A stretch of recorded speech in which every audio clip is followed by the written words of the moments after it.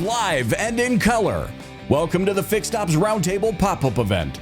Here to get the show on the road are our hosts, Ted Ings, Sarah Van Tyne, Katrina Ness, and Vanessa Collins. Welcome to the Fixed Ops Roundtable. I'm Sarah Van Tyne here with Ted Ings. Today we are at Schaumburg Honda, part of the Rohrman Automotive Group. And Ted, we have quite the agenda today for this pop-up event. We do, Sarah, and we're really honored that Schaumburg Honda has had us in. Matt Ashford is the general manager. Matt, thank you so much for giving us this. Yeah, no, thank you. I really appreciate it. Yeah, it's great to have you guys here, and we are super excited. Obviously we have our new facility right now, and we are just excited as heck. We're actually kind of almost to our 1-year anniversary. It feels like it was just yesterday when we opened the doors to it, but really fantastic, to have you guys here and see our beautiful facility. This has got to be one of the most impressive Honda facilities that I've ever seen. I mean, magnificent what you've got, not only in terms of fixed operations, but the showroom, inventory, and just everything to accommodate the customer. Yeah, when we built this, and the great thing about this dealership is that this is the last blueprints that Mr. Rorman had his hands on. So this is kind of his last, beacon of the Rohrman Automotive Group. And it's something that we hold with great pride. And, for our customers, we really built this. And, as employees, we get to enjoy it and work in it every day. But as our customers come, we get a lot of that, like, wow, this place is amazing. Wow, it feels like a hotel or, whatever. And that is really the greatest compliment, to Mr. Rohrman and to ourselves that, we built a facility that the employees and the customers can really enjoy. But it is a magnificent building. And I don't know if there'll ever be one built like it again, so we're pretty excited to have it.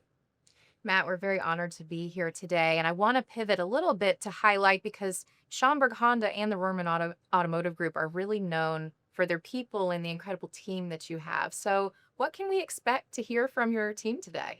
That's a good question. But I think what you'll hope to hear is that they are really happy to work here. I think it's a privilege and, that they are proud to work at the Rohrman organization. And, in the automobile business, we often struggle with, the opinion of, oh, you're a salesman, or you're this, or you're that. And I think when you say that you work for the Rohrman Automotive Group, that you can carry that with pride. And I hope that, my employees will carry that today. And I think that you'll hear that come through in many of their comments and statements today. And you yourself have had an amazing career with Rohrman. Tell us a little bit about that, because we got some insight yesterday. Yeah, it's truly been a blessed ride. I cannot disagree. I've got 29 years now with the Rohrman Automotive Group. I started out as a salesperson in 1996. In 1998, I was moved into the finance office where I spent about 20 years. And then, I've eventually moved into the finance director role and then into the general manager role over the last 4.5 years. So it has truly been a magnificent ride, one that is not easily comprehended some days. I wake up some mornings and it's been almost 3 decades that I've been coming to this building, and I really, it's truly a privilege. Well, Sarah and I are going to get a chance to meet your people today. Fantastic. A lot of the unsung heroes of fixed operations, service, parts, BDC, and throughout. So again, very honored to have us here, and looking forward to all that's going to happen here. Well, I can't wait for you to meet my unsung heroes because they are rock stars. All right. I'm Ted Ings. I'm here with Sarah Van Tyne. We are here at Schaumburg Honda, part of the Rohrman Automotive Group. Sarah and I will be right back.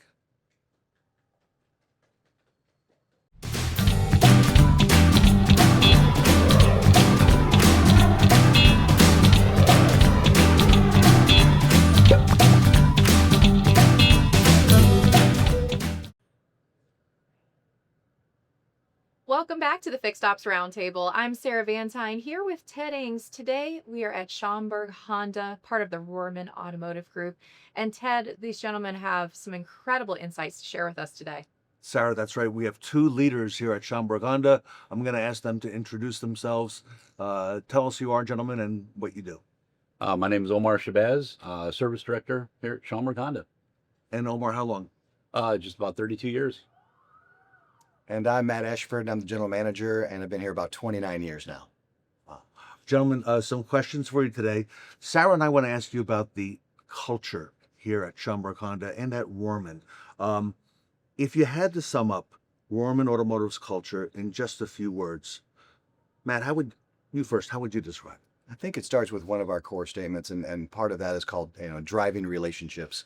And I think that not only driving relationships with your customers, but driving relationships with your employees, learning about them, understanding their issues outside of the workplace, and working with those to make sure that they can become professionals and exceed their expectations at work. I think when you drive the relationship with your employee as much as you drive the relationship with your customers, that's a winning statement about our culture.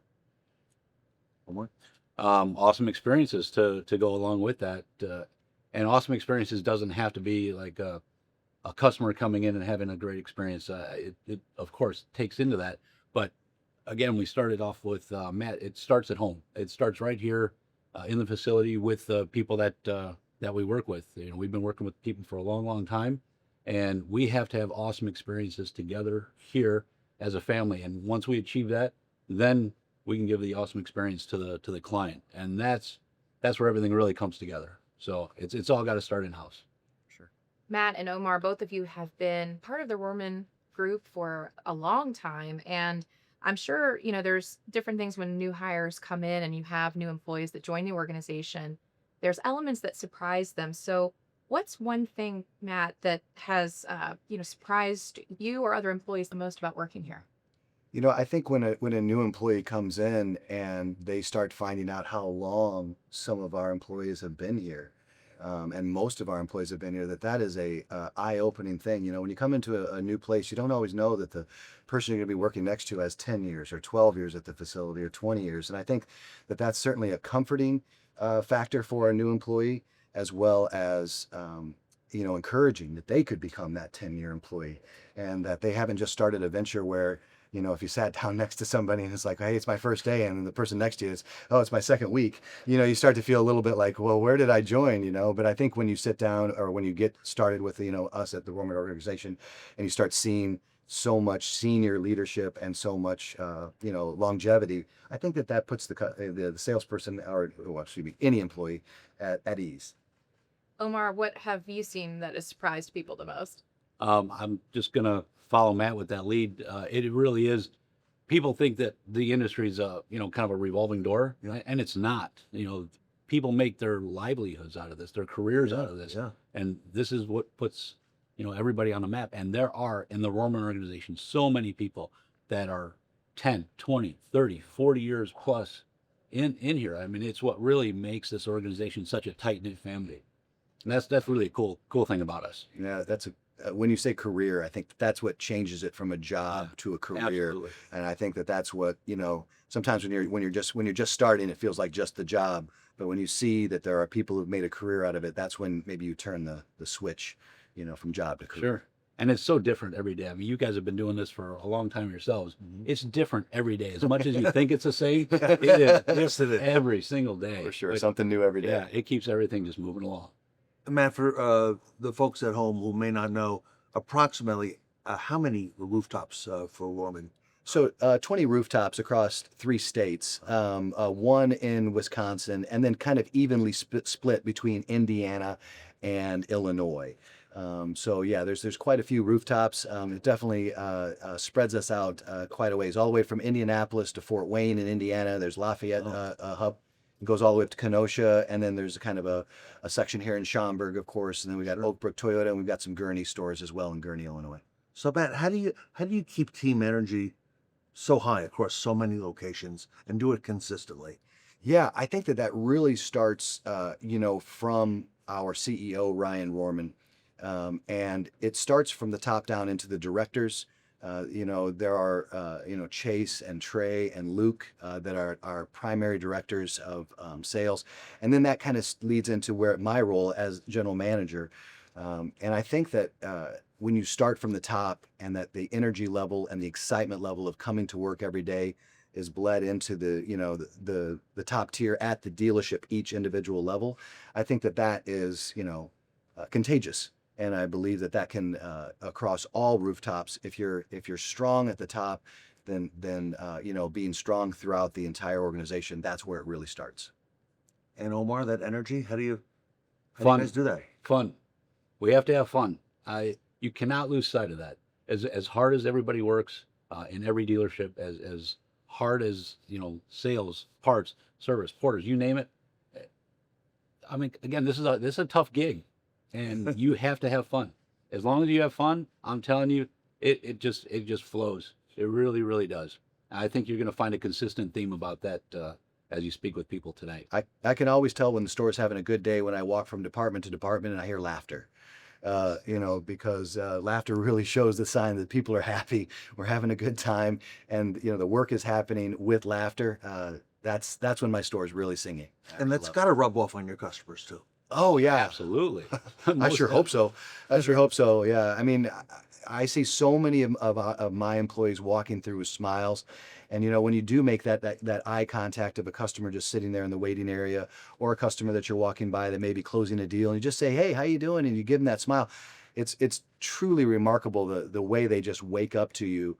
And I think that energy certainly is again contagious with our customers as well as our employees. You might have a song or something playing over the radio. You have a couple employees kind of dancing through the halls. The next thing you know, you got customers that are singing along with you, dancing through that's when you know it's good. That's right. It makes it a really, really good time. Well, and this fun that's part of Rorman, it really comes down to the culture that you've built. And it's an incredible opportunity for your employees and, like you've mentioned, your customers. But what's the secret to keeping it consistent while letting each store have its own personality? Yeah. Obviously every store really deals with its own, individual challenges, in wherever it may be. And I think that you have to allow for a certain amount of course, variableness in your day-to-day operations, because that is where, the rubber meets the road, so to speak. But I think that if you are, as far as keeping the culture, true, I think you have to be, true to your statements and make sure that your entire employees know. For our example, ours is TIPS. Transparency, innovation, personable, and servant-minded. So if those 4 qualities are in each store, the variableness of that occurring over, 20 different rooftops doesn't change that much. So if you're transparent, you're innovative, you're personable, and you're servant-minded, both with your employee and your customer, I think that's how you keep your culture consistent, by making sure that you're true to those statements, and then allowing the day-to-day variableness of the toughness of whatever that store is dealing with on that particular day to operate with underneath those principles. You're going to be okay with your culture. Remember, this family here, we spend more time with this family than we do our regular families. You sure? And we're going to fight like siblings do, but you have to get over it, right? So it's just like any other family. You have a great time together, you fight together, and you get over it, and you have more good times. And with that good times really comes just a blossoming everything. It really is. It's a lot of fun. That's why you find the longevity, I think, just because everybody has a good time at what they do. And when you have a good time at what you do, things happen. Things happen. And you gentlemen and your team definitely make things happen. We can see that. And Sarah Van Tine and I are very, very pleased that we're spending some time with you, learning about the culture at the Rohrman Automotive Group. We are at Schaumburg Honda. Sarah and I will be right back.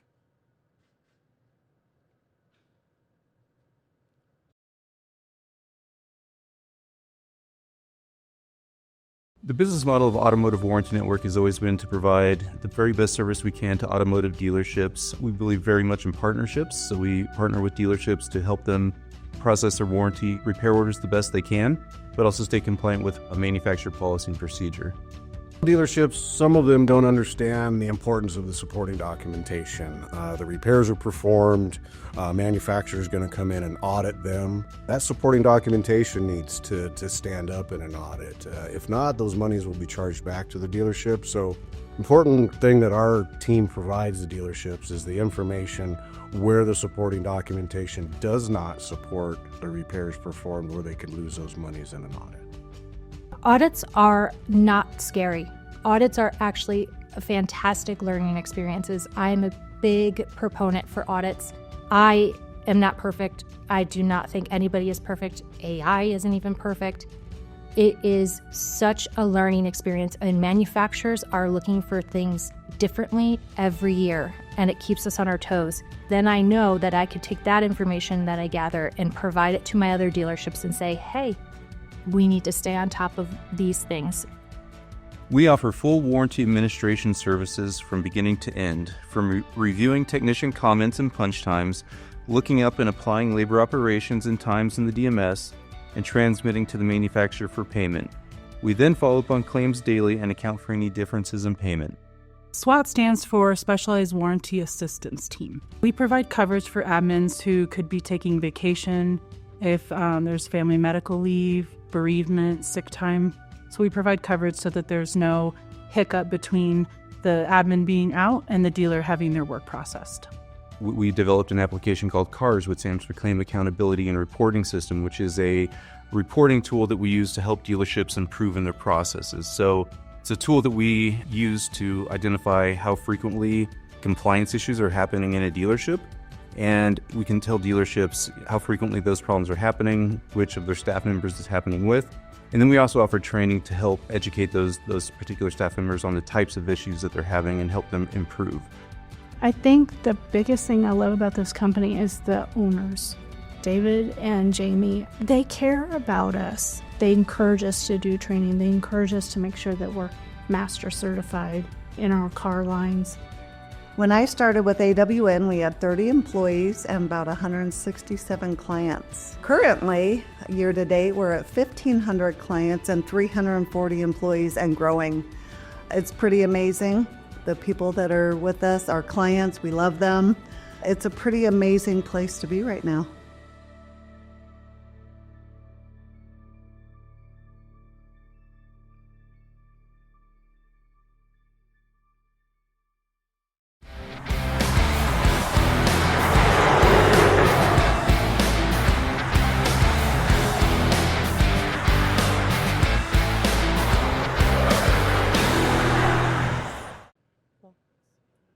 Welcome back to the Fixed Ops Roundtable. I'm Angie Piscato, joined today by Sarah Van Tyne.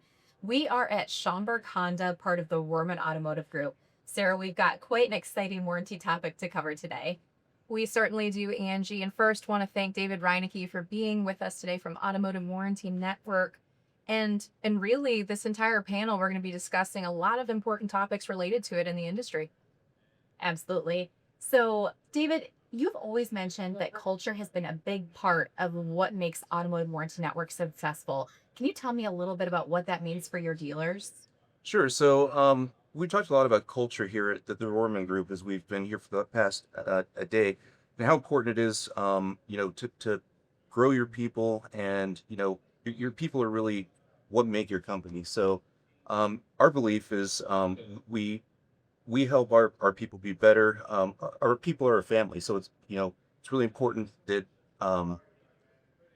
with our people, if you groom your people right and you have the right culture, they will take care of your customer. And I think that's what we've been hearing a lot while being here at Rorman is growing that culture. The customer gets taken care of, and our cultures match the Rorman Group and AWN. So it's a really great relationship. Absolutely. And David, before we get into our next questions with the team from Rorman, I'd like to have the gentlemen here introduce themselves to our audience today. Hi, my name is Omar Shabazz. I'm the service director at Schaumburg Honda, and I've been here about 32 years. I'm Jake Trottam, the VP of Account Management with Automotive Warranty Network. My name is Jeremy Hardman. I'm service manager for Arlington Acura Palatine. I've been with the company for 25 years. And my name is Nick Ruffalo, Fixed Operations Director, and I've been with the company since 2008. Nick, I want to come to you first on this topic and then get some feedback from your managers as well. How did the relationship between Automotive Warranty Network and Rohrman Automotive Group get started? You know, it's a great question. So we've been with the group a long time, and we've had our own in-house or at the store level warranty admin. And we came to a decision where let's look and see what it looks like to outsource. And after several different interviews with different companies and sitting down with AWN and seeing what they have to offer and mold to what the Rormans were looking for, it was almost a no-brainer to go ahead and let's try and move this and move this forward. So we started this back about 8 years ago. And to be quite honest, when I was a service manager at one of our stores, I was a little hesitant on it because it's like, how are we going to do this remote? And if you're finding out that, you know, they could be outside of the state and whatnot, but as difficult you thought it could have been, it was actually easier than what it was. And that's because the process and the team that he has at AWN and the training, the coaching, and holding us accountable and answering the questions and being there to support us from the rollout from day one, led us to where we're at today, and we're still with AWN. So yeah, we did roll that out. We were looking for, you know, keeping us compliant. Warranty was starting to get a little more structured to where the manufacturers were coming down on us a little harder, and, you know, audits and so on and so forth. So at that time, we were looking at, hey, we got to make sure there's someone always here, you know, and you don't lose an employee when you have another company's, you know, doing your warranty admins and so forth for you outside. It's a great partnership. Very good. Yeah, and what other pieces have you both noticed as part of this partnership? With the partnership, it's funny you talk about the consistency and so forth. I used to punch warranty for the Acura store back in the day, and it takes a lot of time. It takes a lot of knowledge. You have to know all the new bulletins and so on and so forth, and that was very time consuming. And as Nick just mentioned, as time has come to now, the compliancy is just gotten out of hand, and AWN takes that all off of our hands. So the relationship that we have, especially with our warranty admins, is absolutely crucial, and it's fantastic. We're on cell phone numbers, emails. And you got a problem, give her a call. She's got a problem, give me a call. It's absolutely terrific, and I feel really at ease knowing that AWN's helping us, truthfully. To add to what Omar said, I probably talk to my warranty admin when I talk to some of my own employees, and she does a phenomenal job. You know, over the years, you know, you think you know warranty, right? And then they teach you something that you had no idea existed. And that's been one of the things that certainly has helped, you know, grow our business and prevent loss. I mean, that's what we're all about, right? You know, prevent write-offs and chargebacks and audits. And that partnership has really solidified that process, and not having somebody touching on vacation time, and you don't have somebody missing if somebody's on vacation. You can take your time off and have peace of mind that your stores will be in good hands and not going to walk back in and have lots of consistency, day in and day out, compliancy, knowing all the new rules and everything like that, really, and their ongoing training. Mm-hmm. I'll get a call, hey, I'm in training today. Okay, cool. Yeah. And their hours, oh my gosh, they work 10 o'clock at night. Mm-hmm. At the end of the month, I've actually been on with our warranty admin till midnight, finishing up that last bit of the month. They don't stop, which is really awesome. They are there for us.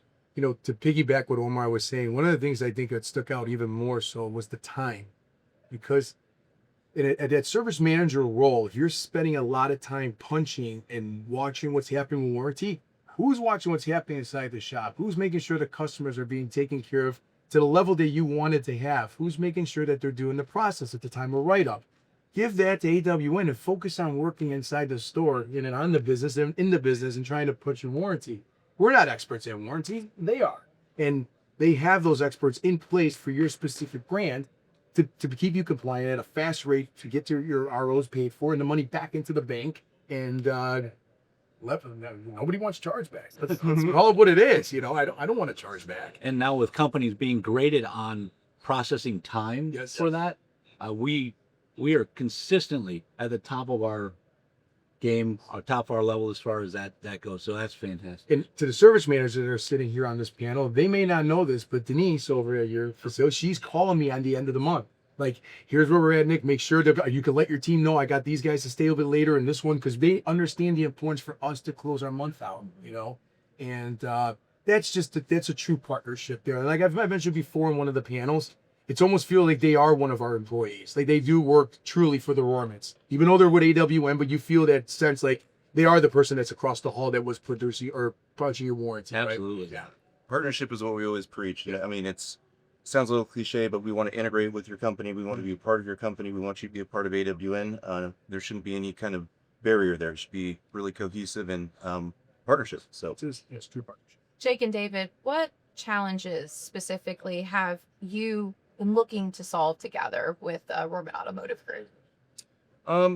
You know, I think it's relatively smooth now, but I mean, our challenge with what we try to solve with any dealership that we bring on, even the Rohrman Group, is helping their staff understand what their roles and responsibilities are in the process. So I think all too often, when a warranty administrator gets a warranty claim, there's so many things that could have gone wrong since the beginning of that claim. You know, the write-up, the time punches, the technician comments, parts, whatever the case may be. So our goal is to help dealerships and in the Rohrman Group and their staff understand what those deficiencies are and train them on how to do better with that and correct those upstream so that we don't have to deal with them at the end of the road. So I think the more we can report to them and say this technician's consistently not punching properly or their comments aren't accurate, and then working with Nick and their team to and that staff member to improve that process so that it's smooth. So yeah.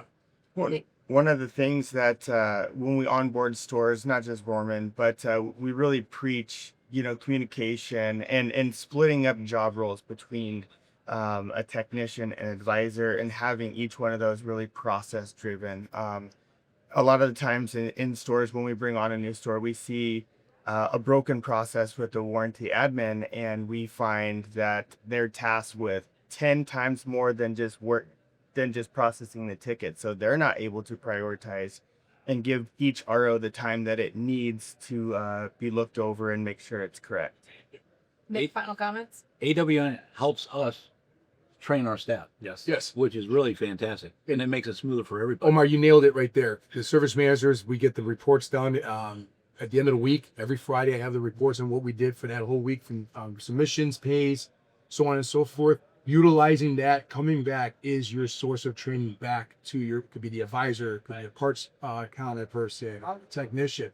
I mean, to hold up a claim because the part was charged on the wrong warranty line for days makes no sense, but that's something they could pick up in an instant. Now we just bring that right back to the parts associate. So you guys pick your fill here, or one-time use parts, so on and so forth. So compliance and communication, guys, that's key with partnership. Incredible things happening here at Rohrman Automotive Group and Schaumburg Honda. I want to thank David Reinecke and Automotive Warranty Network for being with us today here at the Fixed Ops Roundtable. Angie Piscato and I will be right back.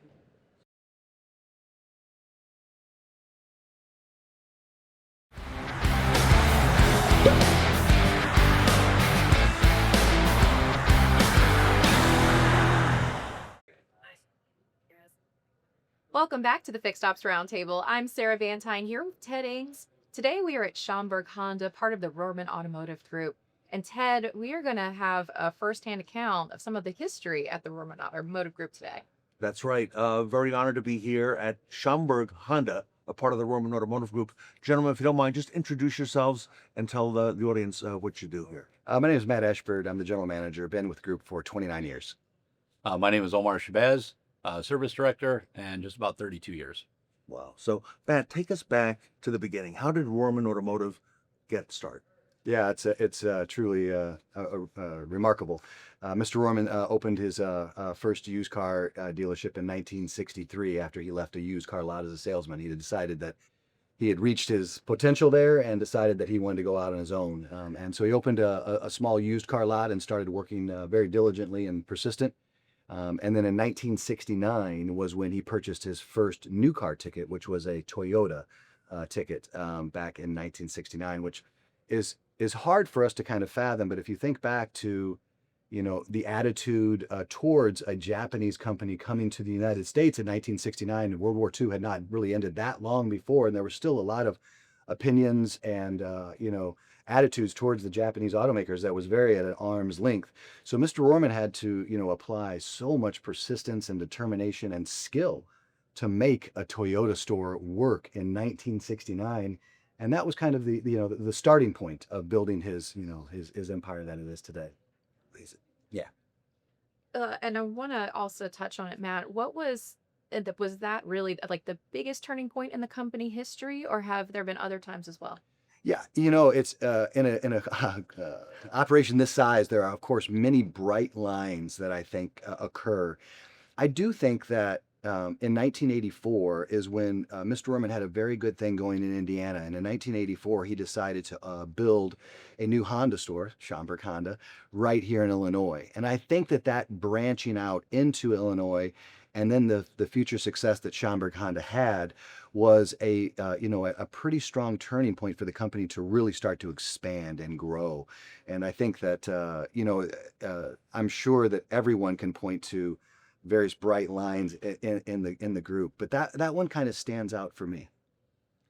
Thinking back to those early years, you mentioned Toyota, Honda. Those were not the franchises that you see today. And you're right, there were a lot of perceptions out there, but to talk about Mr. Rorman's persistence that you did earlier, really probably played a big role, okay, in the expansion and the consistency, if you will, in those brands. No question that our founder Bob Rorman was absolutely driven for his company, and he loved the automobile business. He passed away in 2020. And, it was a privilege to work for him for all those years. And you truly saw the outpouring of, when he passed, of what kind of an icon, what kind of a titan he was in the automobile business. And to have been around that, to understand his true love of the automobile business was a privilege of mine. And it certainly drives me today to be better each day. And, a little off topic, but you have to look back at some of the marketing. I remember coming to this market 35 years ago and seeing the Rorman name, seeing it on billboards, and also seeing some of the early commercials and how Mr. Rorman was the face of the company, even to this day, okay? But the early face of this company. I don't know if you want to speak to that, but Omar, you shared some of those with us as well. Everybody knows Bob Rorman. You can go across the country and people know that. It's an iconic saying, if you will. As Matt had said, working with Mr. Rorman was absolutely fantastic. He was my mentor. He was a leader, hard work and determination. If you didn't get that from him, you really shouldn't be here. It was really, really, it was fantastic, to be able to work with him. And now that we have Ryan up at the top leading us, he's moved us into the technology side of the business, where car business really didn't have a whole lot of technology. Everything was handwritten, everything was old school. But now with the technology that we have in the world, we are really at the forefront of technology, and it's absolutely fantastic. The things that we can do now that we couldn't do even just 5 years ago is absolutely amazing. So, gentlemen, on that topic, how has the business changed to keep up with customer expectations over the years, whether it's in technology or in other things that you do? I think Omar just touched on obviously the technology aspect. I think our customers are demanding us to be, much more using that technology to keep them informed. I think one of the major changes was the dealership's level of expectation of customer service over those years. So I think that customers, obviously opinions of dealerships were not the greatest over many, many years. And I think that has been, we've been working and scrubbing that type of opinion out by delivering great customer experiences. And I think that's probably where we've seen the greatest change, or one of the greatest changes. Even something as simple as a car wash. Yes. Right? Back in the day, a car wash was an added bonus, added feature. And now it's an expected thing. It's expected. And it's not just a, get it wet and give it back to you. It's a full car wash. So something as simple as that, that's now an expectation. Things just have evolved. We've gotten into videos for customers, right? Yeah. Transparency. Everything goes back to our tips. So transparency, everybody can see what's happening with their car. There's no hiding anything. You've got people hiding cameras in cars now. You've got, you end up on the news. So, why not just be as open as possible and just show them, here it is. This is what it is. And car sales, finance, you name it, it's all transparent. So we really pride ourselves on that. Sarah and I recently heard the word hospitality. The automotive retail industry is now compared to the hospitality industry. 100%. Do you want to comment on that? Yeah, it's funny. Whenever I go on vacation, and I come back and I talk to my, to my salespeople or to my service writers or to anyone in the business here, I always relate it to how I was taken care of at that hotel, or how I was taken care of at a dinner out or whatever, and how we can emulate much of that. I think that we probably haven't reached that 5-star hotel feeling yet, but maybe we're a 3.5 star, and we're striving for that 4-star and working our way towards that 5-star. But it's truly, I think hospitality is an excellent way to describe it. And it's really keeping things very simple. When you have a customer that, when you go to a hotel, they might walk you somewhere, or you go to Home Depot, they walk you to the thing that you're looking for. Yes. I mean, why can't we do that here? Right. So, everybody, I think, has started to adopt those things in hospitality. Walk yourself to the waiting room. No, we'll walk you there. Walk you to your car. You want some snacks or water? We'll walk you there. And it's, again, just these little things that start to, does it start to separate us from the rest? I don't know, but these are just things that we have to do. That's part of the hospitality business. And I think it separates you. Yeah. I absolutely do. It makes sense. Hospitality, technology, lots of great things happening here at Rohrman Automotive Group. But I want to touch on something for both of you personally. There's a lot of milestones that happen in this organization, and there's a lot of accomplishments that you're proud of. So, gentlemen, I'd like to get your perspective individually. What's a milestone that you've been most proud of since you've been here? Oh, wow. Yeah, there are a lot of accomplishments. I guess the good thing with the Rohrman Automotive Group and Schaumburg Honda is that we've had quite a few great accomplishments. I do think that one of the things that I look back at with fondness is that we were the #1 volume Honda store in the Midwest for 18 years running out of a very small facility. And we're on our way back to earning that title now with this new facility. So I think that for me, that 18-year run was really fantastic. I enjoyed that. Personally, of course, being tapped to run the store was, for me personally, truly a dream come true. I started out, in 1996 as a simple salesperson. And, to get the tap on the shoulder in 2021, to actually run the store that I walked in without knowing a thing about the automobile business was that was a great moment for me, of course. One more. All right, I'm going to relate it to fun. At the old store, before we moved into here, car business is all about numbers and things of that nature, money and so forth. So I think a milestone at a little store down the street with 14 bays was, can we do $1 million out of this store, just in service? Yeah. And we're like, I don't know, let's try. So the day that it was literally to the end of the month, and we were really close to this number, and everybody, technicians, parts guys, service guys, we were all literally like huddling around a laptop, just watching the number. Can we do it? Can we do it? Can we do it? And we did. And it was like, as soon as that happened, I mean, the whole place just erupted, right? I mean, that's a great word. It blew up like a volcano. It was really, really cool.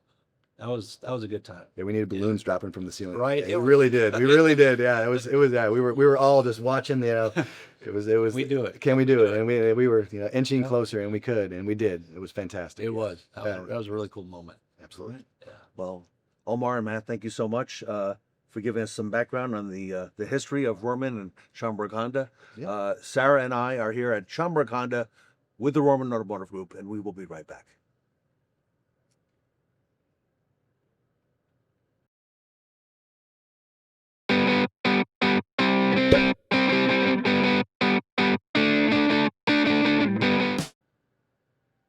Welcome back to the Fixed Ops Roundtable. I'm Sarah Vantine here with Ted Ings. Today we are at Schaumburg Honda, part of the Rohrman Automotive Group. And Ted, this is a very special panel. It is. We have some special guests with us today. I'd like them to introduce themselves and what they do with the organization, starting right here with Chase. I'm Chase Rorman. I'm the Director of Operations for our Illinois region. And my name is Nick Ruffalo, and I'm the Director for Fixed Operations for the Chicago region. Chase, to set the stage for those in our audience that are watching today and maybe don't know the whole history of the Rohrman Automotive Group, could you share with us a little bit about the culture and how your organization got started? Sure. Yeah. So Bob is and was my grandfather. Yeah, he had his first store in Lafayette, Indiana in 1967. His first franchise a couple years later after that in 1969, which is a Toyota franchise. And moved the stores to Illinois in late 1980s. This was actually the first store in Illinois. Wow. And then Arlington Acura was our second store. And he kind of grew the stores from there. So it came from small town of Lafayette to the, at that point, cornfields of Schaumburg, but now to the big city of Schaumburg and to the Chicagoland as a whole.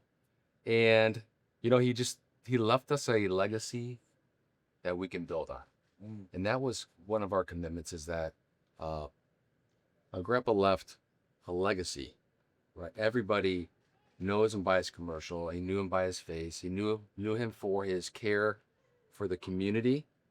And what a blessing that is for us to just now go and try to extend that legacy above and beyond that generation.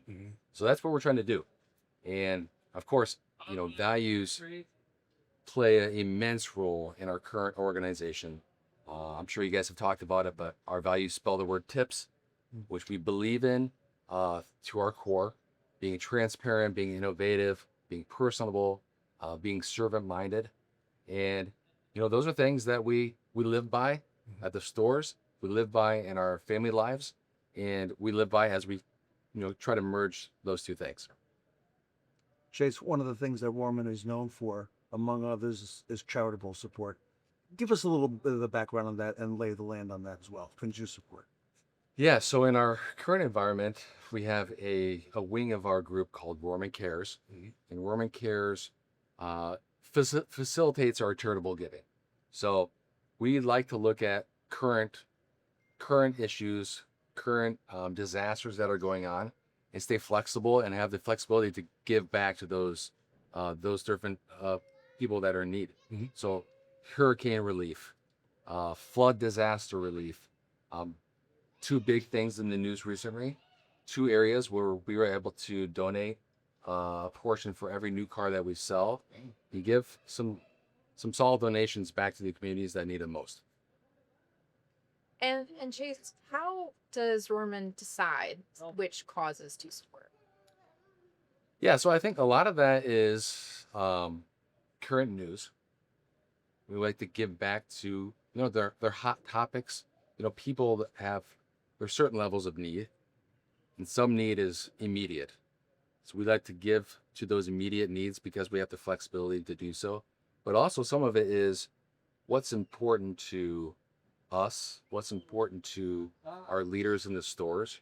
We do give some autonomy to the leaders to pick and choose different organizations and different charities that, they feel like they want to get behind. And then we follow that leading and we give to those organizations. So we have a role in it. It's current, and it's also what's important to our leaders in the stores. I think what's most impressed Sarah and I and our team today is the people of Rohrman. Okay, it stands out, and some of the things you mentioned as well. How do the employees get involved in these charitable and giving efforts, and how do you incorporate them as part of it? Yeah, so a couple ways. One of my favorite things that we do is called Rohrman Restored. And Rohrman Restored is a branch of the company that gives employees that are in need some financial backing. And it's all employee raised. All the money is employee raised. So we give the employees a chance to not only donate to helping their fellow employees, but also as times change and different financial crises come about, they can also go to that bank and they can partake in the loan restorative. Nick, you told us a little bit about that. That's really a unique program. It is. There's times that employees, they'll come my way and, tell me they're in need of what have you. It might be their car broke down and, they got to get to work, or unfortunately, maybe they just came into our organization, left the last place they're at, and they might be behind on some credit card bills or mortgage. And, we have leaders that you reach out to in certain areas of the region, and they deal directly with the company that facilitates it for us. And the response back from the employees is remarkable. Even from a refrigerator, the guy just needed a refrigerator, for him and his family. And it's to hear the money that the Rormans donate back, give back, because you don't have to pay it back. This is, every employee could qualify for it. And then even when we do our golf outings and stuff, we're reaching out to our partners like AWN and so on and so forth, where they're coming out and they're contributing to a whole and a sponsorship. And we take that raised money, we put it back into the organization, even from a hole-in-one. I'm horrible at golf, and I still think I'm going to get a hole-in-one. I could barely even get it off the tee, let alone on the hole. But at the same token, I know where the money is going, So it's not like a GoFundMe. You don't know where it goes. This is legitimate, and it's another good cause on why to work for the Rohrman Automotive. Yeah. Chase and Nick, what has the community's response been when you've been going out and really helping with his charitable work? It's phenomenal. They love us, but we love them in return. Right. Shows. Yeah. Right. We love them in return, and it's almost like an unwritten partnership. Right. They do a lot of things for us, and in return, we try to do some little things back. We support, a lot of our communities have parades and different events, and we have a presence at most or all of those events. And it's not only time for our employees and leaders to interact with community, but to give back and to have the interaction with the people that are at the parades. Those are lasting moments and lasting memories for a lot of our employees. They love it every year, every festival. It's a great time. And finally, the commitment you've made to the community, to your people, to your customers, here in Honda, okay? The facility that you have, that we are in today, second to none, okay? Remarkable. Just amazing to see what you have done here in Schaumburg, Illinois. I don't know if you want to speak to that, but it really shows that you're thinking for the long term. And we see you doing that in fixed operations too. Yeah, I think I've been asked that question, or similar to that question. And my response is, we had the outer store for so long. Yeah. We have so many loyal clients, so many people that return for service, return for new and used cars. And having a building like this just is, you're giving back to that loyalty, because they're used to that waiting area. They're used to the showroom. And now their first experience with this building, it's a whole nother level, and we still want to continue the people experience is the most important part, hands down. But they deserve the waiting, a nice waiting area. They deserve to have a new building. They deserve it. So it's kind of a fun way to be able to, in a sense, give back. Sitting back in the service drive and watching guests come in when we first opened after our grand opening, I was sitting here and the eyes open and the wow effect, and the customers are like, "This is awesome," and the advisors are saying, "Well, this is for you." Like, we didn't train them to say that. They just know that's what it's for. It's not, the Rormans aren't out there to have the biggest and most elaborate building. They're giving it back to the customer, so they can enjoy the time that they're here purchasing or servicing a vehicle, So it's that awesome experience again. And that love for the customer, it's organic, I mean, you can't teach that, but you see that you have that here, and you're obviously doing many things right for a long time. That was one of Mr. Rorman's the lines. Fall in love with your customers. They'll love you back. Very good. All right, I'm Ted Ings. I'm here with Sarah Van Tyne. We are here at the Rohrman Automotive Group, Schaumburg, Honda. Sarah and I will be right back.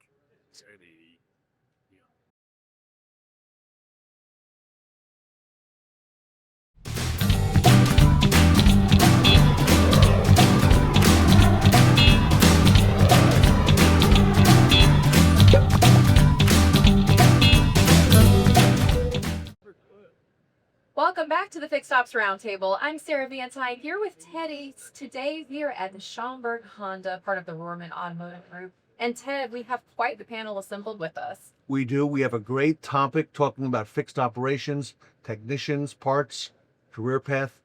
Gentlemen, if you would, and Maureen, give us your name, position, and how long you've been with the organization. Absolutely, Ted. So my name is Sean Fork. I've been with the organization for just a little over 25 years. I'm currently in the parts department here.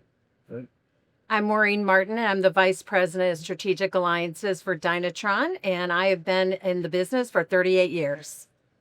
I'm Matt Miller, shop foreman here at Schaumburg Honda. Been with the organization for going on 14 years now. My name is Omar Shabazz, Service Director, Schaumburg Honda. Been with the organization for almost 32 years. Omar, I'd like to come to you first just to set the stage. The culture here at Rohrman Automotive Group and of course Schaumburg Honda has been incredible. We've seen a lot already today, but there's an important component between the relationship with the parts department, technicians, and service advisors. Could you share a little bit more about what that culture looks like? Yes, absolutely. So as we talked in another panel, our culture really is built around relationships. We have a phenomenal relationship, definitely here at Schaumburg Honda. We are not only coworkers or friends, we're family, but we're also #1 customers with parts and service, right? Absolutely. So, to have that relationship and to have that understanding really makes things move very, very smoothly. If you don't have a cohesive parts and service, forget it. You might as well just shut the doors. And then there's a lot of dealerships out there that have a difficult time with that. So with us working so well together, I mean, we really, we run a tight ship together. It's a lot of fun. Awesome. Sean, we got here yesterday, and one of the things I noticed is that your parts department really stands out. You know, a lot of dealerships, you know, they don't talk so much about parts, okay? It's not the most glamorous part of the dealership, but your parts department is really buttoned up. Talk to us a little bit about that, and even on the wholesale side. Excellent, happy to. So kind of like Omar was discussing, you know, we've had the opportunity here to actually grow and flourish and be able to cross-train together where we're not stuck in just one role. So you're not just the wholesale manager, you're not just counter person or a driver. And it's really helped us in terms of being able to cover each other and be more fluent when we help the service department. Back to service, what's really great is, you know, there are no silos here at the dealership. So it's real-time communication that's been going back and forth between us, and we really got the finger on the pulse and know what we need to do to help be efficient and help each other out. And I don't know if everyone has the community like that. I don't know if, you know, the leadership or the ownership will allow that, and that's been something that's nice, not only here at Schaumburg Honda, but our organization.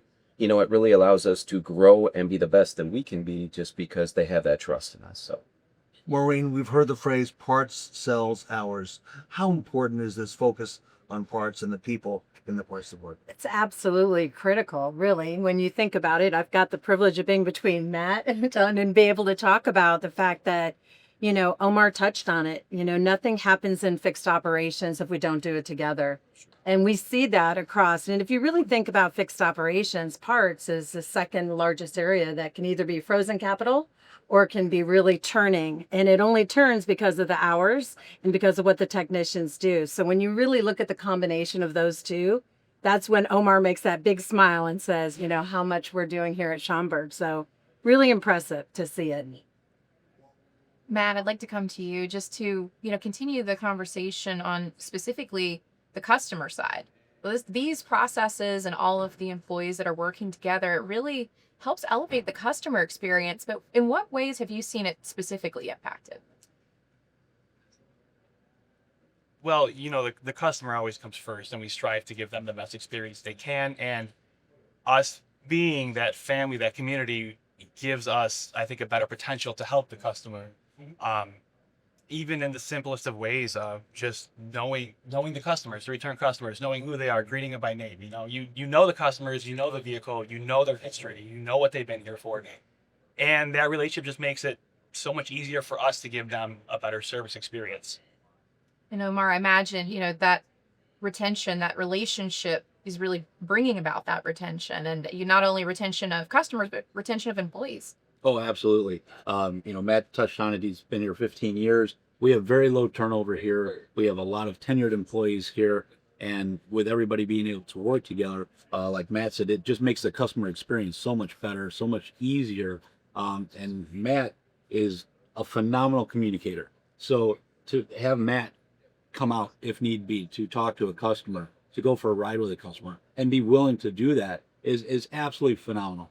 Anytime we have any issue, and we come to Matt, can you help us? And Matt's never, I'm busy, or I'm this, I'm that. It's absolutely, what do you need? What do you need from me? How can I help?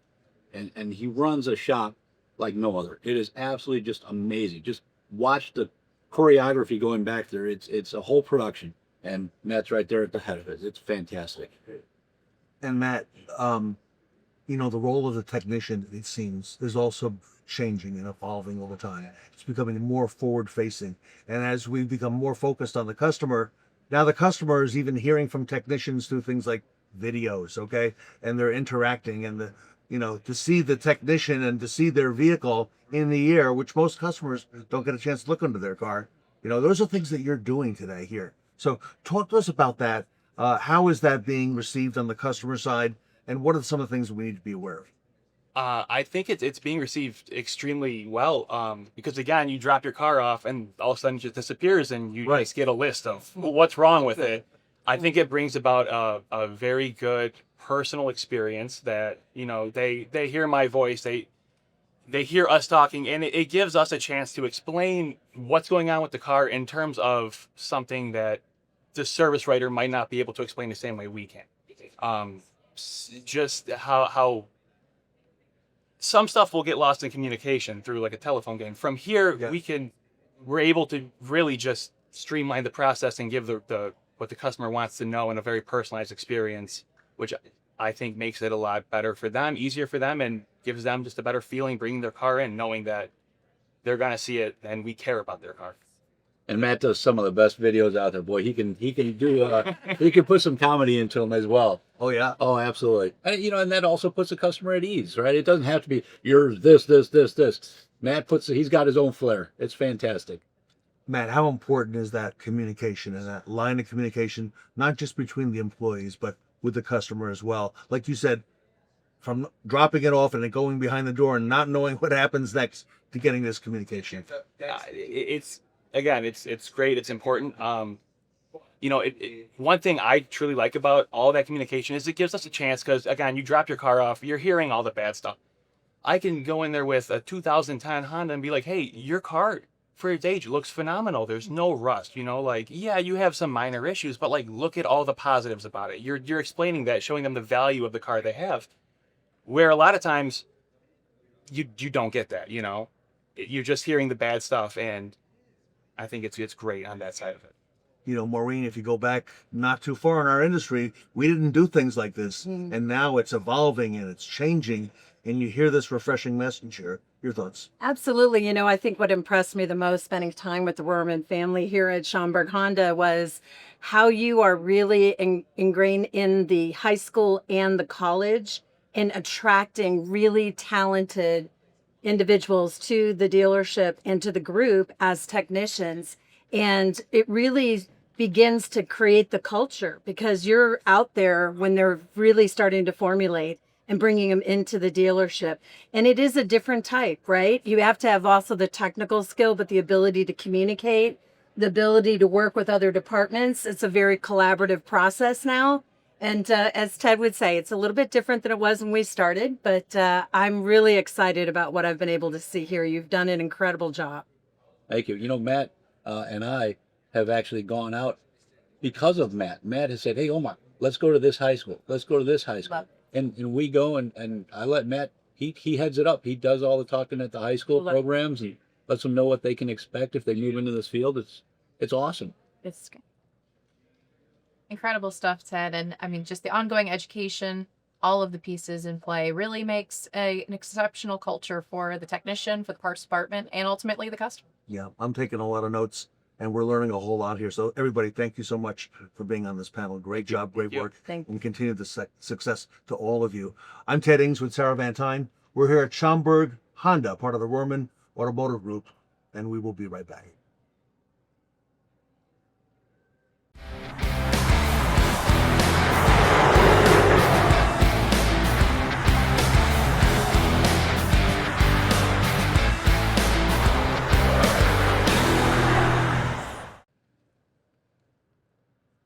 Welcome back to the Fixed Ops Roundtable. I'm Sarah Van Tyne here with Ted Ings. Today we are at Schaumburg Honda, part of the Rohrman Automotive Group.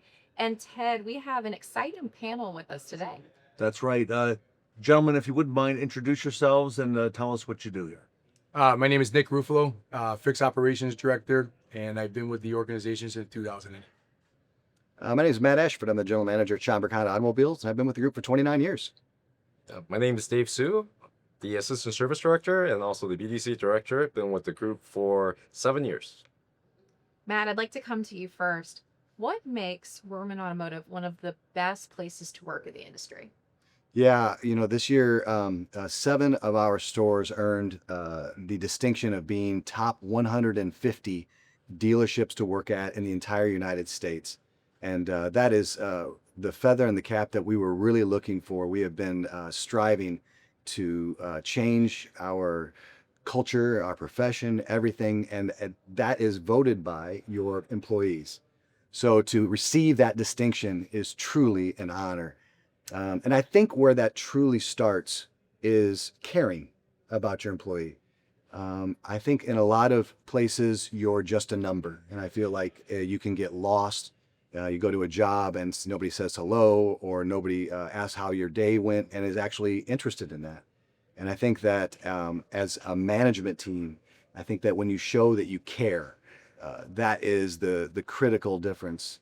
And I also think that there's some structure there to that caring. We have a program called Restore as part of the Rohrman Automotive Group that actually will pay the employee or help the employee out through a financially difficult time with a non-payable with a loan that does not need to be paid back. There's no loan; it's just a gift. Oh. So if they've had a serious medical event or they couldn't make their rent payment or whatever it may be, there are ways that we help them financially outside of simply giving them a paycheck. And I think that is when you start looking under the hood, I think that the Restore program is at the top of actually caring about our employees. Wow, that speaks volumes. It is a business of people, Nick. Yes, it is. We talked about that before. Nick, how do you attract top performers? And more importantly, even how do you keep them here? So, to kind of piggyback what Matt was just going on to or explaining, I think the Rorman name now is attracting top performing employees. And as we interview with them and explain what the Rorman group now has to offer outside of, what it used to be like, that right there, that's a big move for us, getting in, especially when we're interviewing such an advisor or another manager and explaining that we have an emerging leaders program and our Rohrman Restore program and so forth. So an employee feels a little more sense of comfort and when they're coming into a more of a family organized company, with a corporate structure at the same token. So retaining them is, it's easier when you have that to show new people coming in. Well, that's where I'm very good. Dave, what does it look like for someone who is just starting with the organization today, and what does that career ladder develop? So this is something I'm actually very passionate about. Like, that's something that makes myself in the tick. We love that. We all actually started out from a porter, and ever since then we climbed the ladders to advisors, actually a loaner person, an advisor, a director, manager. So I mean, it's endless, right? So right now, I love to grow people from the bottom up. So when they come in as a porter, we see talent in them. We put them on the right seat on the bus. Currently, we are developing some of our BDC staff to be trained as an advisor. So a little career path, right? And you never know, they can move on to management. We can talk a little bit more about the Emerging Leaders program a little bit later on that we have. But it makes me really, really happy to see people succeed in our group. Nick, how important is having that career path for your employees? That's probably one of the most important part, knowing, I've been in the business my entire adulthood life and seeing that there's that structure, that career path, knowing that I have somewhere to aim for, some sort of direction, or call it the GPS of my career path, right? And we guide the employees to go there. So having that readily available and showing our technicians and how we support them, even we have to travel them outside of, Illinois or Wisconsin or Indiana to go get their certifications done, and And when we promote that, go get your ASC certificates. We'll pay you for that. We're big on the education. And a lot of times you have other maybe dealership or auto groups or, automotive businesses out there, stores that don't help with that. And, that's fundamentally when you're in that career path and you're investing into tools and so on and so forth, to have the dealership or dealer group support you in that is a warm kind of fuzzy feeling there. So That's what changes it from a job to a career. 100% it does. 100%. Yep. I like that. Matt, how do you make sure your employees, and you've got a lot of employees here, not just here at Honda, but throughout the organization. Sure. How do you make them feel valued every single day? Because it seems obvious that you do. Yeah, at its core, that is our most important thing that we can do, is make sure that our employees do feel valued. I think that you have to have management willing to go sit down with them, shoulder to shoulder, to work with them. I think each level of management has to be willing to go shoulder to shoulder. Omar is not afraid, service director, or David's not afraid to sit down right next to a BDC agent and make that phone call with them. Nick's not afraid to sit down with his service directors and look at the numbers and dial right in. I'm not afraid to sit down with my manager shoulder to shoulder, or a salesperson, and make a deal. So I think that when you are there, present. And willing to go shoulder to shoulder and not just point at where to go. I think we spoke to that in a different segment of hospitality. Where's the bathrooms? They're over there. Where's the water? It's over there. I think the same thing happens with, like, well, how do I do this? Oh, you do this, and telling them, or you could show them. And I think when you're shoulder to shoulder, that's when the employee feels that they're cared about. And I think if you can do that on a daily basis, you'll have a winning operation. And Nick, our industry has changed over the years. It wasn't that long ago that, working in a dealership, even on the sales side, meant working half a day, which was, from early in the morning, 9 o'clock until 9 at night. But that's changed now. You're now also focused on, employees, that they have a life, within and outside the dealership. 100%. And, the Rormans, they're big on that culture and family values. And we promote that back down to, our subordinates underneath. So from management down, and you don't have to be here at 47, 50, 60, 70 hours a week. Come in, do your job at its fullest. Give us 120% for your 8-hour shift, and then go home and enjoy your time with your family or with your friends. You know what I'm saying? You work for a living, and, go enjoy that. You don't have to live at the dealership or live at work. So I think we promote that big time. Yes. And if I could, just one more question on your technicians in the organization. I know you got a lot of technicians throughout the organization. Tell us about that. We've talked about career path, but also, making sure that they're fulfilled, that they're, working those hours, but doing the maximum and then some, during that time. As far as the technicians go, we support our techs big time. Our technicians, that's the bread and butter to our service departments. No, if a technician knows that we're there to support them from early stages on, so we do we help with toolboxes and getting them set up at early on. They come in and they do their job, and they're getting their certifications. We have a career path laid out from 30 days, 60 days, 90 days, 120 days, so on and so forth. When they're done and they met those expectations, the box is theirs, and so is the tools. I don't need it back. That's their next stepping stone into their career path, and then just staying engaged with them. We have recognition programs that are out there for our technicians, for our advisors, so they know that we're watching, know that they're monitoring. The automotive business is competitive. There's a lot of competitive people there in the organization. Everybody wants to strive to be on the top, but showing where they rank is even better. So we also have that little creative competition going too. Yeah, one of the things that I always laughed about, when I became the general manager, and after just a few months, one of the most wise things that was said to me is said, Matt, you're easier to replace than a master tech. So it's easier to replace a general manager than a master tech. And I took that to heart. I make sure that I shake the hands of my master techs every day because, they're so important to the viability, to the success of my service department.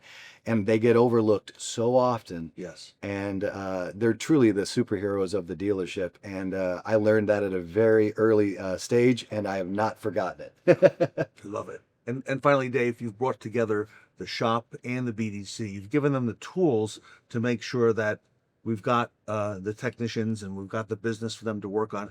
Talk to us a little bit about that, because it's unique in the focus that you give them the support. Right. You know, a lot of what we do is the same as what we do with the advisors, right? We support them in seeing doing reviews with them every day to see what they're struggling with and to kind of coach them into how to deal with different situations. I mean, that's the biggest part that we try to help them with. And, you know, and sometimes you got to let them run too. Yep. Sometimes you got to leave them alone so You they bet. can make the mistakes and, Yes. you know, don't beat on them just because they made a mistake, right? Just encourage them. Hey, next time let's try it this way. And it's as simple as that sometimes. Sarah, we can see why this is one of the best auto groups to work for. Yes, we can, Ted. And we have a lot more going on today that I'm looking forward to. Yep.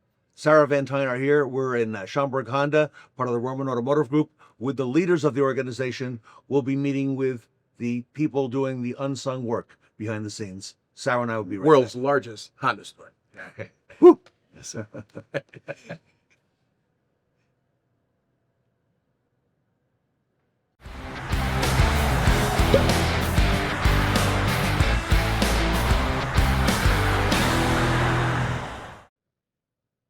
Welcome back to the Fixed Ops Roundtable. I'm Maureen Martin with Dynatron Software. We're at Schaumburg Honda of the Rohrman Automotive Group. We have a powerhouse panel with us today, Ted. Maureen, we really do, and really grateful to the leaders here at Schaumburg Honda. If I can, let me just have them introduce themselves and tell our audience what they do. My name is Omar Shabazz, Service Director, Schaumburg Honda. My name is Matt Ashford. I'm the General Manager, been with the group for 29 years. And my name is Nick Ruffalo. I'm the Fixed Operations Director, and I've been with the group since 2008. So, gentlemen, Maureen and I want to ask you today about Rohrman Recharge. For anyone who's not heard of it, Matt, perhaps you could take us through it. What exactly is Rohrman Recharge? Yeah, so the Rohrman Recharge is we do it regionally. We have a large organization that's Illinois and Indiana.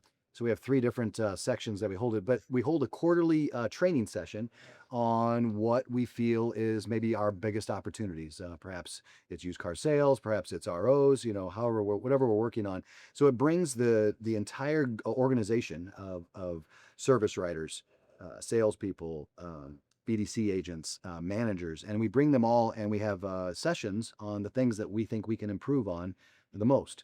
And we combine that with a lot of entertainment. It's really a great deal. And we do it outside. We bring everybody outside of it. So it's a 2-day event. We take half the store one day and the other half of the store the other day. And we do it at a offsite location where everybody can really dive into what we can learn about the business. Love it. Nick, Yes. so, you know, how do these events really recharge your people in addition to their skills that Matt talked about? Well, that's a simple answer there. I mean, we're getting them out of the stores. They're doing something and being a part of something that they're not used to having, especially if they're new with us. And they're walking into this ginormous auditorium where we have a theme of one of our last ones. One of my favorites was the Mission Impossible theme. When you walked in, there's the fake smoke flying around, and there's fighting scenes that we have actors that we brought in, and there's the breakable chairs and the fake glass bottles, and everyone's on edge. And then, you know, you walk out and you're like, wow, okay, now I'm ready to get trained. So it's not like, okay, here we are today, guys, sit down, here's your training. And you start to fall asleep there, you know? So you're walking out of it already pumped up, ready to go. And then you go into your session, and then we break out for a while, and then we get back downstairs, and we had, you know, things going on within lunch, and we go back to our session again, and the folks go back home or back to work. And the success coming back when you walk into the stores and just people acknowledge you, like, hey, that was a great session. Like, you know what I'm saying? A great recharge session. So more and more there to get excited now to be part of that. It's great. Yeah. Love it. Yeah. Nick, if I can follow up, what are some of the things that you focus on during these recharge sessions? Can you give us a couple examples, maybe a couple topics that you work on? You know what? One of my favorite ones I think that we did for our service advisors and our BDC staff was when we played telephone. And just to see the difference on how a message, like back in the day when we did this at school, we did it with our staff, just relaying that message down on how skewed it got by the time it got to the end. And we were able to identify where that break was. And, you know, not so much where people were slouching in their seats, but they, you know, it goes back to sometimes, and I could be guilty as well, you know, we listen to respond rather than understand. And that was one of the big takeaways I wanted out of that session there. So, So let me ask all of you, how often do you run these? And I'm getting a feeling of the energy, but tell us more about what the energy is like in the room. We run them quarterly now, and as Nick was just saying, it's great because we get everybody out of the store.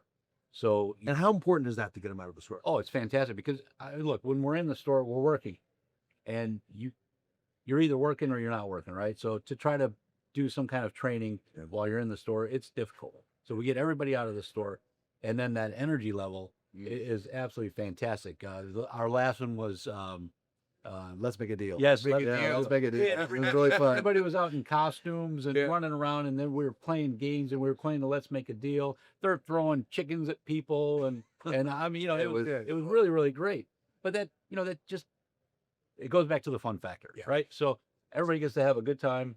You relaxed, and then we go off and we separate and go into our classrooms, and it's a great takeaway. So it's really good, and it's very, very nice to be able to, again, get out of the store and go somewhere and where you're actually you're there, right? You're concentrating on what you're doing. You don't have phone calls, you don't have people in front of you, and it makes it very, very, very, very good. I think it's the mix of entertainment and education that truly defines it. And if you just take somebody out of the store and start having them take a test, right, on learning this, do you know this, do you know that? I mean, that's just a burden really to them. But I think when you're able to provide that entertainment value, it frees the mind up to accept some education as well. And participation. Okay. And Nick, this includes fixed operations. 100% of those. So absolutely. Yes. So you'll have our entire fixed operations will be in there. Sales has their sessions as well. So no, it's like Omar was saying, getting the staff out of it. And our closing statement when we leave, I'm always at the door saying thank you, shaking everyone's hands and getting the feedback right there, saying this was awesome, or when's the next one? That's when you know it's working. Now they're drinking the Kool-Aid. Yeah. Well, we know the takeaways are being taken. I would say they clearly love it themselves. But we'd be really interested to hear what's some of the feedback you've gotten from your employees themselves. I mean, I'm sure there's been some aha moments when they've walked in your office or came to you after. So share with us a little bit about what some of the employees have said. I mean, the employees, like any training, right? Or however you want to put it, if you can walk away with something, right? I mean, it was well worth it. We're not expecting somebody to take away every single thing. But when you come back and say, you know what, I'm glad we touched on that. I forgot about that. Or, you know what, that was great. I really didn't think about that. Then, we're into it, right? Everybody's understanding what's going on. Now they can use it in their daily life. They can use it, at work. And it's great. And then when you see it actually happening, and you see things going like, recharge. You see it really connecting with them, right? Yeah. I think for me, it's when you see it in their performance and they see how that can impact their paycheck. Entertainment, education, great. But at the end of the day, we are a performance-orientated business. We want to see you perform better. And it's when you see them take that skill set that you taught them at that training and go, hey, you could have shot this video in this way and said this instead of the way that you did it the other time. This might be more informative to the customer. This might make it easier for them to understand why this repair needs to happen. And when you do that, and then they get that larger ticket, they get that the more hours, they get whatever that is, and then that then comes into their paycheck. I mean, that's the win. And you see them light up, when they went from, X hours and they went up 12%, 15%, simply because they changed that one thing. So I think it's the output that I most love to see. Of course, to get to that point, it takes all of what we're doing at Recharge, but it's when they see it at that, on Friday when it deposits into their bank account. That makes me happy. I love that. Yeah, I love it. Yeah, that's Nick, for how me. about you? Something that really struck Alluding right where Matt left that off at is, I'm walking into the store daily, different stores, and having team members of ours come up to me and just say, that was a session I took away. I'm like, what did you take away? And they actually tell you exactly what they took away. You see them doing it at the time, like we did a write-up one and how to greet a customer, and they're actually performing at that level. It's rewarding because we do put a lot of time and effort into this. And for them, like I keep saying, like drinking the Kool-Aid, now it's like they're looking forward to that next one because what's in it for me, and I know what's going to work there. So and have a it's little exciting. fun, right? Yes. At the same time. I love it. Matt, does this reinforce the message of Rorman as being one of the very best automotive groups to work for? 100%. We continue to evolve in all the right ways, and this is just one facet. Yes. We're evolving in technology, we're evolving in how we treat our customers, and we're evolving in how we train our employees. And again, that comes all the way back to, do we care? And we absolutely do. Maureen, isn't this refreshing to hear this? Yeah, I do. I mean, we have the privilege to be with dealerships all across the U.S., and it's just absolutely been a privilege to spend time with you and your team, and I feel recharged myself. So I think we're good. We'll invite you to So that. I guess no mission is not impossible, right? Let's make a deal. Let's make a deal. That's a deal. Yeah. All right. Well, thank you for telling us and explaining more about Rohrman Recharge. Maureen Martin and I are here at Schaumburg Honda. We're part of the Rohrman Automotive Group. Maureen and I will be right back.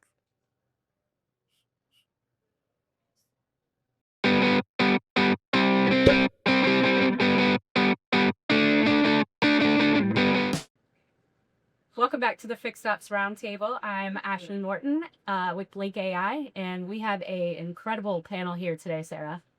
Yes, we do. I'm Sarah Valentine, and today we're going to be talking about the Rohrman Automotive Group and Schaumburg Honda, the Emerging Leaders Program. But before we get into our questions today, I'd like to have each of you gentlemen introduce yourselves to our audience. I'm Matt Miller, shop foreman here at Schaumburg Honda, an Emerging Leaders graduate. Been with the organization for 14 years. My name is Brian, a service writer at Arlington Lexus. I was a last year graduate, and I've been with the group for going on 8 years. My name is Sean Fork, parts specialist here at Schaumburg Honda, and graduated 2 years ago from the program. My name is Jeremy Hardman, service manager for Arlington Acura Palatine. I graduated from Emerging Leaders of the First Class Group hosted, and today's 25 years with the company. Wow. Happy anniversary, Jeremy. Happy anniversary. My name is Nick Ruffalo, and I'm the Fixed Operations Director. And I've been with the organization since 2008. Okay. So today we're talking about your Emerging Leaders program. So how do you spot an emerging leader inside the organization? Actually, that's a great question. And me personally, what I look for, and I give my recommendation is, I'm looking for not only a performance-based employee meeting the metrics and so forth that we have, say, for a service advisor, but one that you really could see that has that care and wants to grow. One that goes that extra step or that extra mile to really showcase not only their performance, but their care for the organization and willing to grow. And when that passion kicks in, I'm pulling that one off to the side and speaking on a one-to-one basis and growth. I love it. Brian, you mentioned you're a fairly recent graduate of this Emerging Leaders program. So I'll come to you first, and then I'd like anybody else to chime in on this. But what kind of mentorship have you received, and what kind of training can you expect? So not only have I gotten just training within being in a big group setting of what it takes to really not only be a manager or a leader in this group, in the organization in general, right? What it really takes to be the next step and really help not only yourself, but your employees and really express the culture that we, provide here at the Roman Auto, right? I think it's just the one-on-one training I've also gotten in the Emerging Leaders program has been insane. It's been crazy. I loved every second of it. I've gotten one-on-one calls with the Emerging Leaders coach, and he's kind of just taught me everything I really need to know to not just be a normal manager, right? Like what it takes to get to the next step, right? What can I really do to be the best I can possibly be in my role? And that's what I really love about this. Not only this organization, Emerging Leader program, it's the Roman Auto Group. It's been great. Nick, how does the Emerging Leader, this whole program and the mentorship, you see that play out as your fixed operations director across a lot of different roles in the department? So can you elaborate a little bit on how that looks? Well, again, looking and knowing the employee and asking the right questions to figure out what seat on the Rorman bus would be at best for that specific employee. That's critical one, just because I may feel that an individual is good for an advisor position, may be different for them looking at a finance position, right? So we do knock down the silos in between the organizations. So if we do have an employee that wants to go from the variable side to fix or fix over to variable, we have that ability to have that employee give that a shot and see if that's something they're willing to try and wanting to do, going right through the Emerging Leader program. We currently now have a service manager that's working with us for now, went through Emerging Leaders, wanted to go into finance and came back on the fixed operations side, but still went through the entire program. So as far as your career path within this organization, yes, you can take different steps and tier to the right or tier to the left. And we're here to support you. Yep. Gentlemen, any other perspectives as far as mentorship and how it's impacted you? For me, the mentorship, it's really is being the shop foreman. It's made the proper way to just approach different people in the shop. A lot of technicians, they all are very different people, and it really gives you a great perspective on how everyone is emotionally, how they adapt, or how Gotta connect with them. yeah, how to connect, how to Find common ground. yes, how to find common ground. One of the things the program does, it changes your mindset. Right? You go from being an employee to buying into a product. Right. You buy into the process. Yeah. And to be successful, you have to be with it. Well, I think what's fantastic too is you have such a wealth of knowledge available to you because it's everyone from our directors to the ownership. And kind of like Mick was saying with the silos, to come from fixed ops and a parts department and then have the opportunity to learn about finance, to learn about sales, absorption, things that you're dealing with, on an ownership level. It gives you the why, not only the what. And I think as an employee, once you understand what the big picture is, it allows you to be more successful. So Nick, one of the things I heard when you were introducing yourself is the tenure you guys are able. So you have a lot of and raised that stick around for a long time. So how has the program kind of strengthened your business overall? Well, that I think the program just answered all those questions right there, because now our employees know that there's something that's at the end of that tunnel where they have light where they can say, okay, I can move up into a big organization.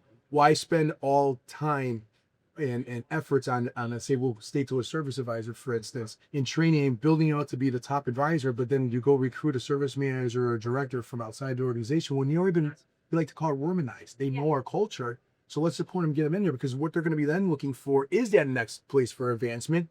And they're going to take what they learned from us and our talent and move it over to the next dealership or auto. We'd like to retain that. So our tenure has successfully increased over the last 4 or 5 years. Our tenure is at its ultimate high right now in fixed operations. And it's something to be proud of because of the leadership that I'm surrounded with too. So 100%. Yep. So for our recent graduates, do you guys have a favorite success story or something you look back on that's really memorable to you?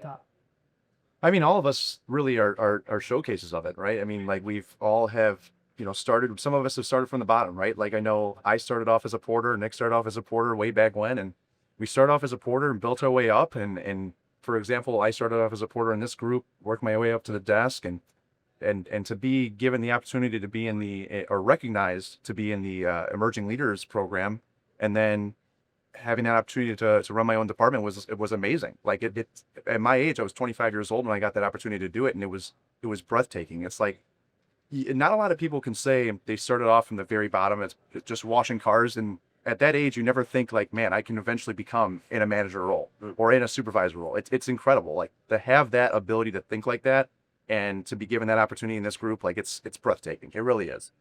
It really is. Success stories at my end as a director is exactly hearing that from an employee. Not just because he was one of my picks, but to hear that come back and knowing that the program works, and you heard it from a person that went through the program and successfully went through it, and here he is sitting on a panel with us, able to explain not only to us, but the colleagues that are out there that are like him, that are watching this video right now. Very inspiring. Yeah. One thing I would add is the people sitting here are the ones at the top of their game. Yeah. And that program pushes you further. They say iron sharpens iron, or iron sharpens iron. And this is a perfect example of that. Yeah, it's one of the best technicians I've ever met in my entire life. I was a technician. So, being able to work with him was an incredible opportunity. Anything memorable from your experience? It's all been memorable for myself. It's actually growing up with these guys and being here decade after decade and seeing us all be successful. So, it's nice to be able to sit here just with people that you've grown up with, almost like a family or a brotherhood, and all be here. So, it's not just one, it's all. It's great to see what everybody's been able to accomplish, and the fact that, you still have opportunity to grow even from here. I'm excited to see what the future holds. So, yeah.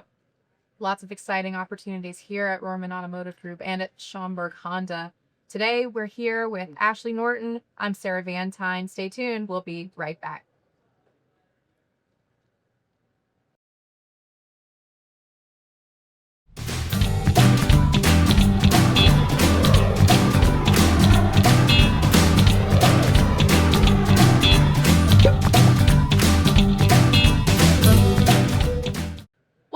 to the Fixed Ops Roundtable. I'm Sarah Vantine here with Ted Ings. Today we are at Schaumburg Honda, part of the Rohrman Automotive Group. And Ted, this is a topic that is really, really prevalent in our industry. It is, and I also know it's likely dear to your heart as well, Sarah, with your background. So everybody, if you would, introduce yourselves kindly, your name, your position, what you do here.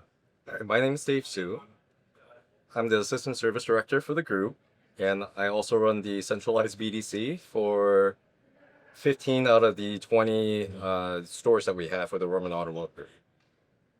I'm Ashley Norton. I am VP of Marketing at Blink AI now. I've spent 10 years in the industry building service BDCs and training, so a lot of background with service BDCs as you do as well. I'm Jody Nitty. I am the BDC manager here at Schaumburg. I gotta go right into order. Well, Dave, I want to kick things off and just set the stage because Rorman has a very unique program where BDC has the opportunity to become service advisors. So set the stage. How did this program get started? So, as we were going through a bunch of resumes for service advisors for our needs, or things happen, but we were looking out there and just find a lot of people, with resumes that jump from store to store every other year. And every time we bring them in, it just doesn't seem to quite fit our culture, and they bring a lot of bad habits. So what we realized is, you know what? We started with one guy, right? He was the trial run. We put him through our test, like the guy that's always showing up on time, always more than glad to help the other BDC agents, just really engaged. He wanted to prove himself as the next person that can really come up and do something else, right? And we find him the right seat on the bus. And we had him train at another dealership for a week, just as a greeter, assisting other service advisors. Then we bring him to Schaumburg Honda, see what different processes are like. And then we send him to the store and excelled beyond our wildest dreams. Wow. And I think that going forward, we just really want to build our own team, right? Give these guys that are starting from the bottom something to look forward to. There's Every not tool too. You know what I mean? I think the tools in the back end really come out when you get on that floor. As an advisor, there's so many behind the scenes things that even our old time advisors don't even know because they never went through that. And you can tell the difference between old time and our new. Yes. I think that they really realize what a good communication can do for our customer service. I think that's first and foremost. Communication is key. So, Jody, if I can ask, what's the journey like for a team member going from the BDC to the service? So it may be different for everything here. Here in this store, we started it probably 3 years or more, right? Any advisor, even if they were hired as an advisor, they had to spend a month in our BDC. Now, when I felt like they were ready to go, that was the plan, a month. But if I didn't feel that they were not ready, Omar, Jeremy at the time, or even Eric, now we would talk about it, give them a little bit more time. Most of the time, they are ready to go. We actually, at this point right now, I have one of my BDC girls. She's been with the department for a little bit over a year. I went to Omar and Eric. I said, she's ready. She's ready. So that's my goal, to get girl, guy, whoever, ready to go out there, so. And more importantly, they learn how we introduce ourselves over the phone, our service pricing, the tools that we use, as you mentioned earlier. Maintenance. I mean, they learn, so they're not just appointment takers, They do a lot with parts, with the advisors, with the techs. They have so much interaction, so they already know. But I imagine their service communication skills are just so much better than coming in off the street, or like you said, coming from another store where they may have bad habits, because we do spend a lot of time in the BDC training on communication skills, customer experience, and really excelling at the customer experience. And I think from the BDC side, you also see where the gaps are in some of the advisors and how you can better yourself to fill those gaps. Absolutely. Dave, why is this such a win-win for not only the employees, but the customers?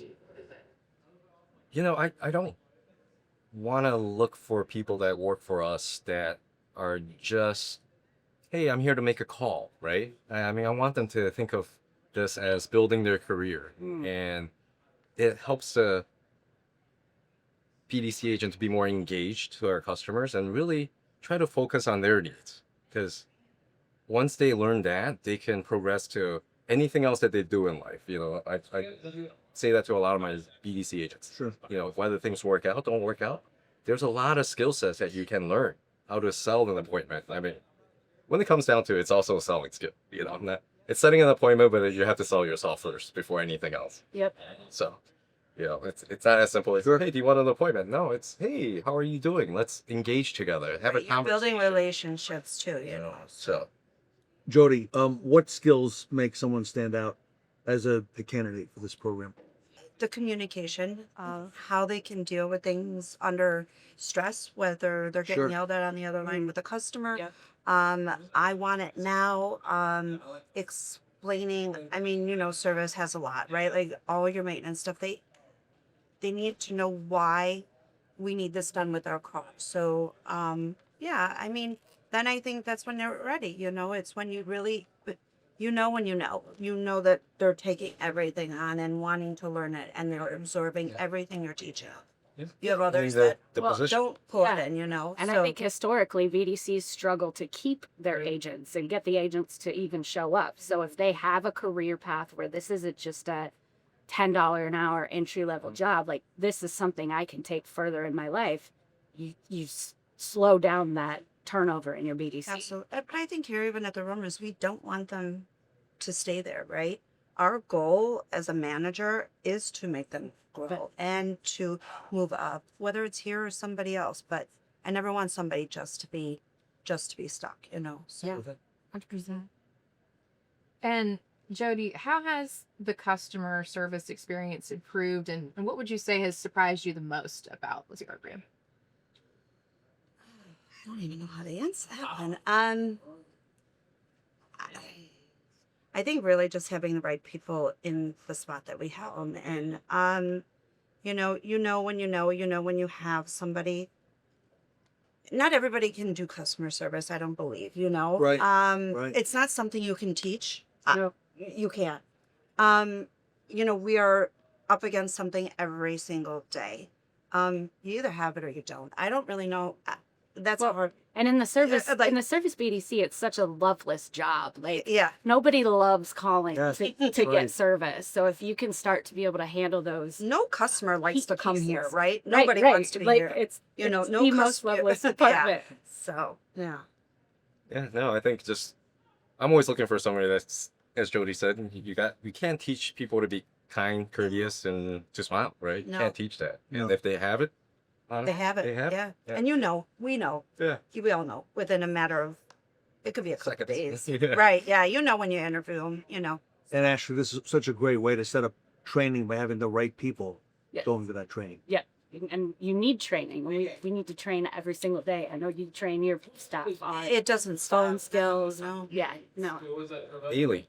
Daily role Daily. play and We all can improve, you know. That's what we're here. We I go through a learn different from that, topic learn from every single day with, Yeah. you know, just a 5-minute huddle with the agents. I love that. Congratulations to all of you on the success you're having. And I'm Ted Ings. I'm here with Sarah Van Dyne, and we will be right back.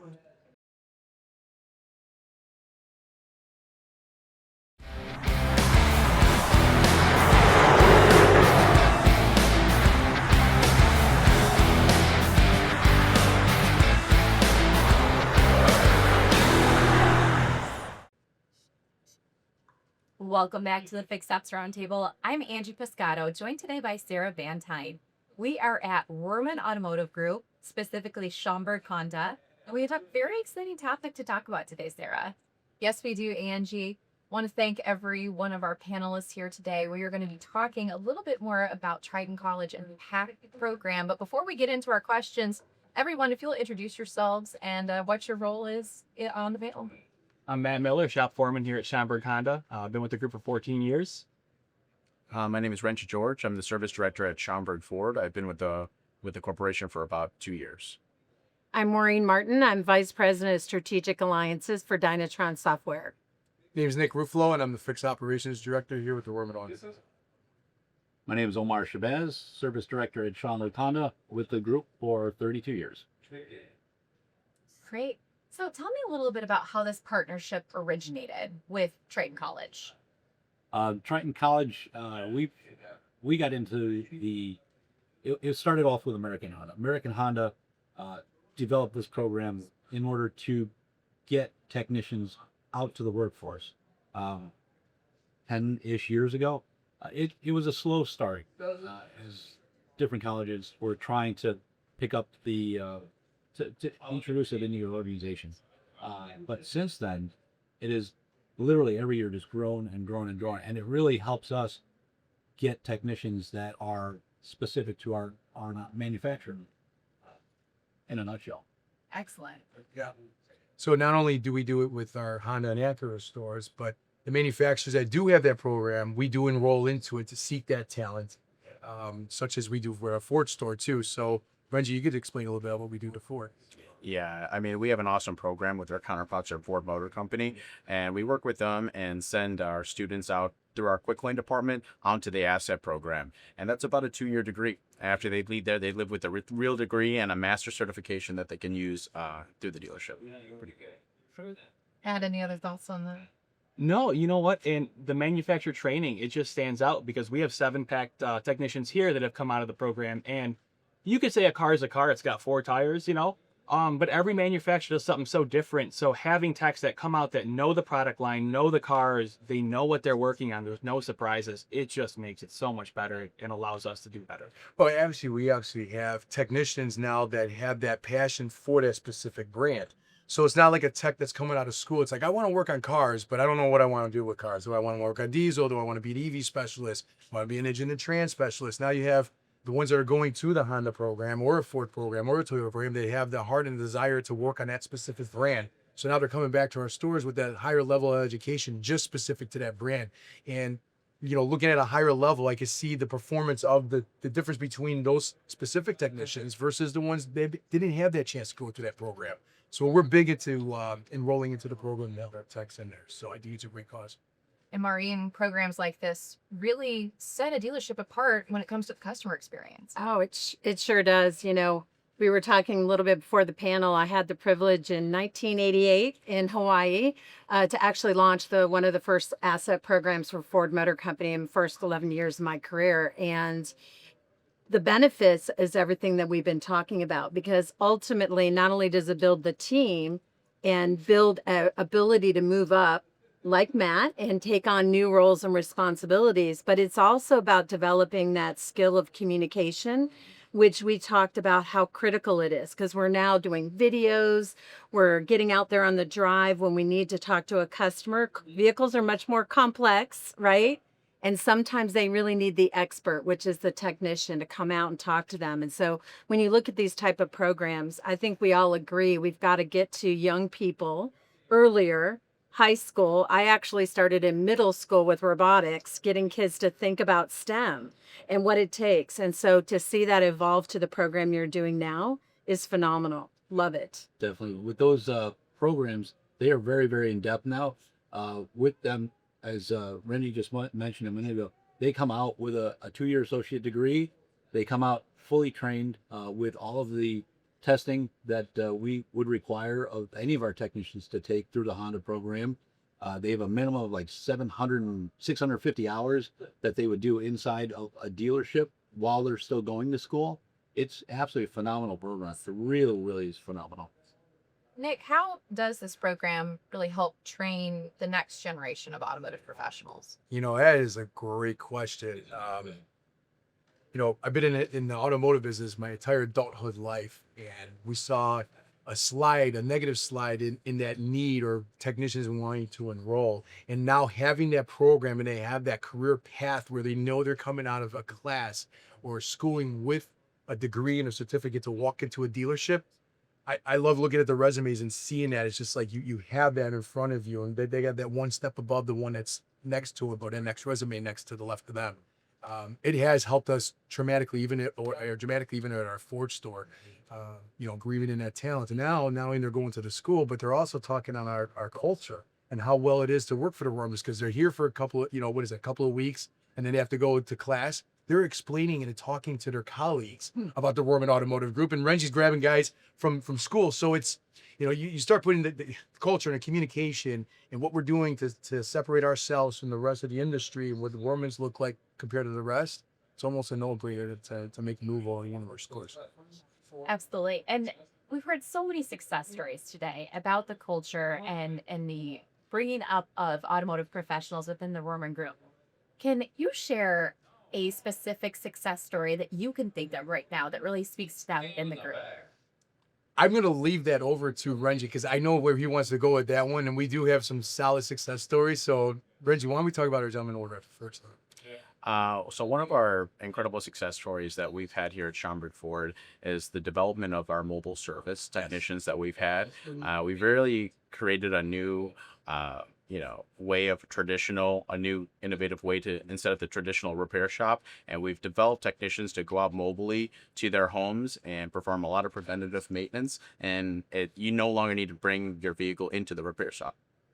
That's excellent. I imagine the convenience of that is probably very, very popular. Yeah, it's very popular, and it really shows what we can be able to do mobily, not just regular maintenance, but it's going to come to, brake jobs, filter exchanges, wiper blade exchanges. So it's very real. I mean, I was talking to the gentleman when we put him into the program. He went to mobile. He felt his role was so important because he's going to work, he's clocking in, he's told he's got to go visit.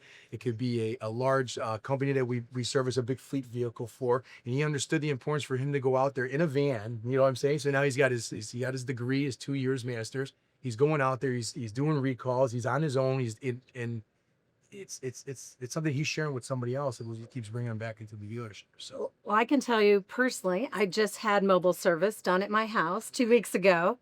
Was phenomenal. I mean, it was a full works package on my Mustang, and just the professionalism of the technician when they came up, introduced themselves, let me know, is there anything else that I can do while I'm here? I travel every week, so the ability to have someone come to my home and be able to do that, it was an incredible experience. So kudos to all of you for what you're doing in that area of mobile. It really sounds like a great way to train technicians on a wide array of skill sets. Yes. Yeah, you're 100% correct. And when the technician comes back and they're sharing their experience that they had with the customer, and the customer is just overwhelmed with this amazing experience that they didn't receive, where they have to go to a dealership and drop their car off for a couple hours, or have to sit in the waiting area, even though our amenities are through the roof, but at the same token, we're taking time away from them. Now we're just going to them to just, do a simple reprogram. And, it's a big win for us. It's developed a lot of pride within the technicians, Yeah. right? Going out there and developing that one-on-one experience with them, it's really changed everything. Absolutely. Well, congratulations, Rohrman Automotive Group. Y'all are doing incredible things, and I'm sure there's going to be lots more to come in the coming years with this program. On behalf of Angie Piscato and Maureen Martin of Dynatron, I'm Sarah Van Tyne. Stay tuned. We've got more coming up next.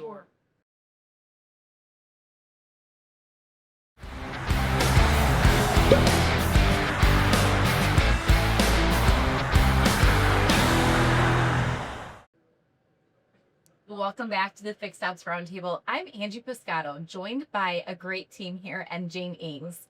We are at Rohrman Honda, part of the Schaumburg Honda, part of the Rohrman Automotive Group. And we're here to talk about a really awesome program called Transportation Day. Mm-hmm. Before we get into it, though, can you guys introduce yourselves and tell us about what you do at the dealership? Yeah, my name is Brian Weisbond. I'm a service advisor at Lexus of Arlington, and I've been with the group for going on 8 years now. My name is Jeremy Hardman. I'm service manager for Arlington, Acura, and Palatine, and I've been with the Rohrman Automotive Group for 25 years today. Congratulations. Yeah, happy anniversary. My name is Dave Sue. I'm the assistant service director and also the BDC director for the Rohrman Automotive Group. Been here for 7 years. And my name is Nick Ruffalo. I'm the fixed ops director for the Chicago region. I've been with our organization since 2008. That's great. So, Nick, tell me a little bit about what Transportation Day is. I couldn't not wait to talk about this one. So thank you for asking. So how it all started was back at Arlington Nissan days when I was a service manager there. I felt the need to start recruiting out of the high school. And so what I did was I tied in with the automotive instructor at our local high school here in Arlington Heights, District 214, and invited the students that were in the mechanic program along with the parents. So I had our technicians that came upstairs into our conference rooms, hit pizzas and so forth, and just explain what opportunities you have inside a dealership. Not just dealership, sometimes people just think it's all about selling cars and maybe servicing them. But there's multiple roles that are inside of a dealership, as all of us know. And one of the hot questions I kept getting back from the parents were, does my kid have to go to a 4-year school? And I said, absolutely not. And a lot of our programs, I started introducing the programs that we have to offer, like we kind of touched on from before. We supply our toolboxes, we put them on a career path, and we make sure that they get their factory certifications done, and we encourage them to go get their ASC trainings, and they pass. We go ahead and reimburse them for those classes that they took to further their education or certifications with us. That was back in 2014-ish in that area. Now it turned into Transportation Day, where the entire district of 214, they bus the students into the Buffalo Grove location. And from now we have not just our dealership and our auto group, but there's other auto groups that are tied into it. We have American Airlines, we had Delta that showed up, we have the Navy, we have the U.S., the Marines came in, the Army, tow truck companies, body shops, and it just kept going and going and going and going to where it's exciting seeing these kids that get busted from high school, because I have 3 boys that are in that age bracket, and their parents are coming with as well and asking us questions. And Brian is actually a project of that. He came from that school at Buffalo Grove at District 214. They have his picture that's on the wall as you walk into the automotive section, along with a bunch of other students that came from there, are now still working for us now. So I'm passionate about the program. I started into this business with still going to college, but at the same time, I wasn't really sure what I wanted to do. And it was hard to make up my mind then, because there wasn't all those different options or those career days that the high schools held. Back then I was always got to go to college, got to do this, computer science, and we forgot about the trades. And the trades are never going to go away. And, at one time I felt that there was a breed that was starting to dissipate. And that's why I want to get in front of those kids at a high school level. Absolutely. Automotive industry has so much to offer. And I think this is such a valuable way to really get kids to see that and have a peek inside. Brian, I'm going to ask you this question. How does this event inspire students to pursue careers in automotive? Yeah, it's incredible. So I started, like I said earlier, I started in 2017, and I got into the auto industry, and I progressed so much. Like, the amount of progression that you can have in the auto industry is incredible. So last year when I went to the career day at my old high school, and I sat there and I told them I was in your guys' shoes once. I was once just a high school kid. I didn't really know what I wanted to do. I got into the automotive industry, and I'm here now, and I've made a career out of it. And it basically makes these kids realize that there is a light at the end of the tunnel. You don't always need to go the 4-year college degree route. There are different avenues you can take, and the auto industry is great. Younger kids, they love cars, right? So it's incredible to have them. You can connect with them on that kind of level. You can show them that you are a true example of, I was in your shoes, you're in that high school position now, and I've worked my way up in this career. I've been here for 8 years, and I love it. And it's just connecting with them on that kind of level. It really shows wow, I can do the same thing that person can. And to add to you, Brian, is a reminder, of our panels that we discussed and of all the different conversations we've had, and including the past, is Brian did start at an entry level. He went through the high school side, came over to us, and also went through our Emerging Leaders program, where he then stepped into a management role. So he is the product of an example of, yes, this is possible, So I say hats off to the Rorman Group for allowing us to do that with the district and the local high schools. Yeah. Yeah. I think highlighting the opportunity within the dealership is the first part, and that's the crucial part to get people and young kids really interested in the possibilities. So, Jeremy, this question's for you. What type of hands-on experience are these candidates getting within the dealership? So I actually went to Rolling Meadows High School, which is part of District 214. Okay. When I started high school, there was no auto program. It didn't open until I was a junior. Now, granted, I'm a little bit older than Brian, but it's awesome to see how much it's changed, right? So these kids they're getting exposed to things that I didn't know was a career path when I graduated high school.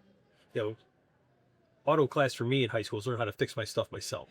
I didn't see this as a career path at the time. I was supposed to go to school for electrical engineering. got an MSOE, and then I did an internship. I'm like, oh, this is not for me. And I was always great at working with my hands, and so I started in this career. And these kids seeing that there's so many different avenues you can follow in this field, and just in the trades in general. To touch on what you were saying about the 4-year degree, you don't have to have a 4-year degree to succeed in life. You know, and I'm very proud of where I started, where I finished. I'm not done yet. I should say where I'm at. But I mean, when I was in school, you did basics, right? You did oil changes, you did tire rotation. You didn't do anything like real heavy mechanical work. Right. Seeing how these shops are equipped today, they're equipped like one of our facilities. They've got all the equipment that we have. Now, granted, you know, ours is probably a little bit newer, but at the same time, you know, they're learning things that I was never exposed to. And it gives them a better starting point. You know, you can transition better into the industry, so you kind of know what to expect, and you're not completely caught off guard, a deer in the headlights on your first day. I'm assuming it gets them excited about it too. I mean, excited and introduced, but seeing that type of equipment and seeing that type of atmosphere is probably very exciting. And we've done it too, where, you know, the students are still going to the high school. Yeah, there's the Rorman banners, and we contribute a lot into the district. That's just one aspect of just good PR, right? And taking care of the community. But the next aspect of it is they can come work for us, almost like a co-op program, so they could get their hands wet just a little bit, get their feet wet, and see if that's something they enjoy or like to do. And to what Jeremy was saying, these high schools now, they are established just like our shops are, to where they're actually writing repair orders. They're writing up repair orders for the teachers to change oil, so they understand, yes, we have to put plastic in here. So it's like a whole kind of experience if it was working for an independent shopper within a dealership. Yeah. Wow, that is so incredible. Now, you kind of touched on my next point, so I want to learn a little bit more about why does community involvement like this matter so much? Because not only does this program benefit the kids, but it also benefits Rorman. And what about the community as a whole? Let's hear from someone we haven't heard from yet. I guess it's just All right, so for me, I just like to see the engagement with the community, right? I mean, a lot of people come out, I think parents are getting excited just to let the kids know that, you know, maybe don't have the best grades, you know, they have something else that, hey, you can work with your hands, you know, it's not just about getting good grades. Like, that's not the end all be all for people, you know. I think a lot of kids now think that if you get a bad grade, it's the end of the world. But no, you know what? There's a second chance, you know, for that. Yeah, so I think it's just a healthy outlet in general, right? So like, you have people that can't sit at a desk all day. Right. Yes. I don't sit at my desk. I stand, I work all day, and I'm moving around all day. So Well, going back to, you know, for the community, we're not just an auto group that's here to sell cars. We're here to build relationships, right? And provide an awesome experience to the people who join our group, whether it be an employee or a consumer. And we want that to be spread amongst the community. I mean, if you can't take care of the people in your backyard, what business, in my eyes, you have going outside of that first? Let's focus on our backyard. Let the community know that we're here to support them, you know, when it comes down to the high schools and bringing them in. So it's a Roman way of doing business now, it really is. And that's our culture. Yeah, that's a great way of doing business. Yeah. And I assume that a lot of your team members here are part of that community too. We are, because a lot of us live and we work in the same area, you know. And a little history on myself, where I came from, the first dealership I went to, is that dealership supported my high school when it came down to the vehicles for driver's ed. And her name was all over it. So that was the first dealership I went to go work for, you know. So, and they still do that to this day. And I don't think there's anything better than having, it's not just sponsoring a baseball team or a softball team. It's knowing that I'm a student that's in here and I could go somewhere and go get a job and be supported if I want to take that to the next level for a career. Yeah. wow. Yes. Yeah. Well, we really appreciate you taking the time to explain that to us and to share those thoughts and ideas. They are so important, and it's just another way that Rorman is making an impact on this community. All right, we're here at the Fixed Ops Roundtable pop-up event with the Rohrman Automotive Group. We'll be right back. We've got so much more to come.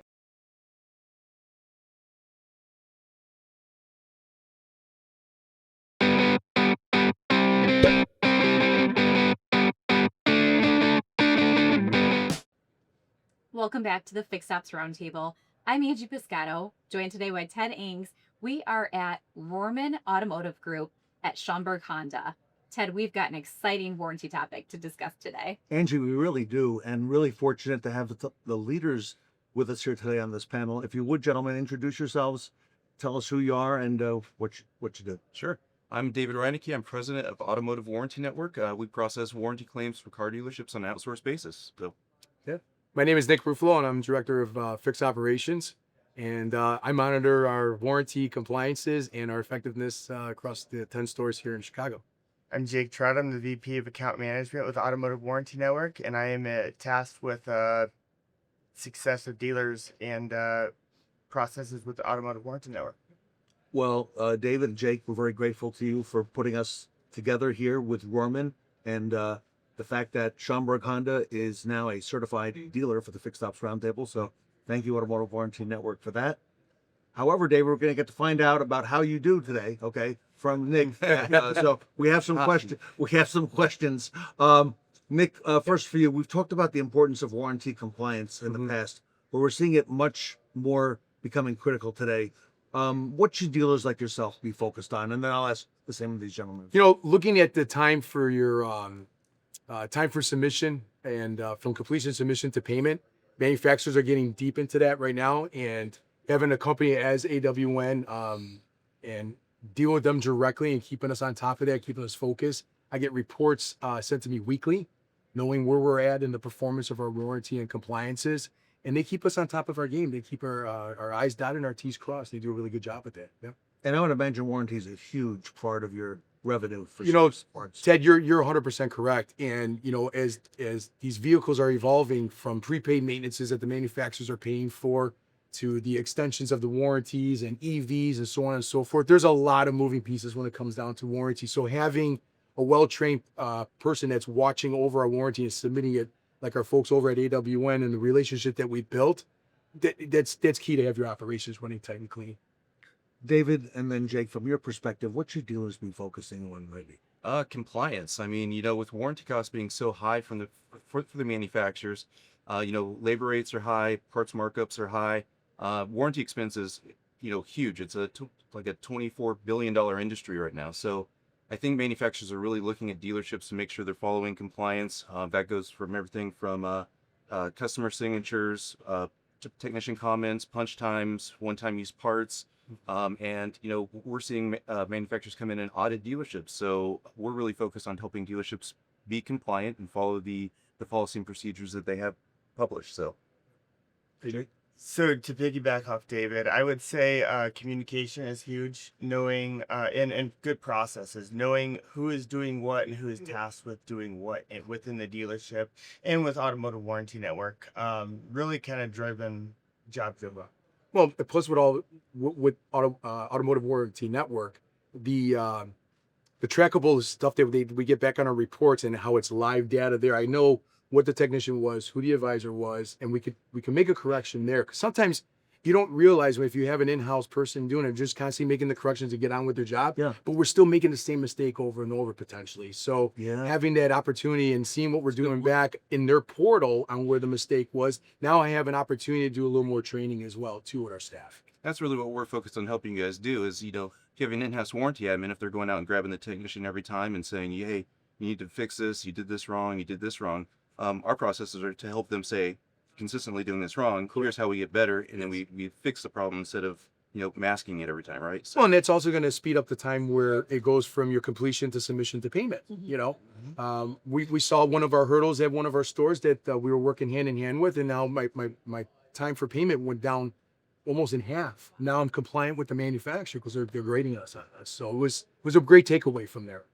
When a lot of manufacturers are really prioritizing first time through rates, that's really big on your turn reports. Yes, 100%. Nick, how long has the relationship been between AWN? We've been with AWN now since 2016, so we'll call it 8 years.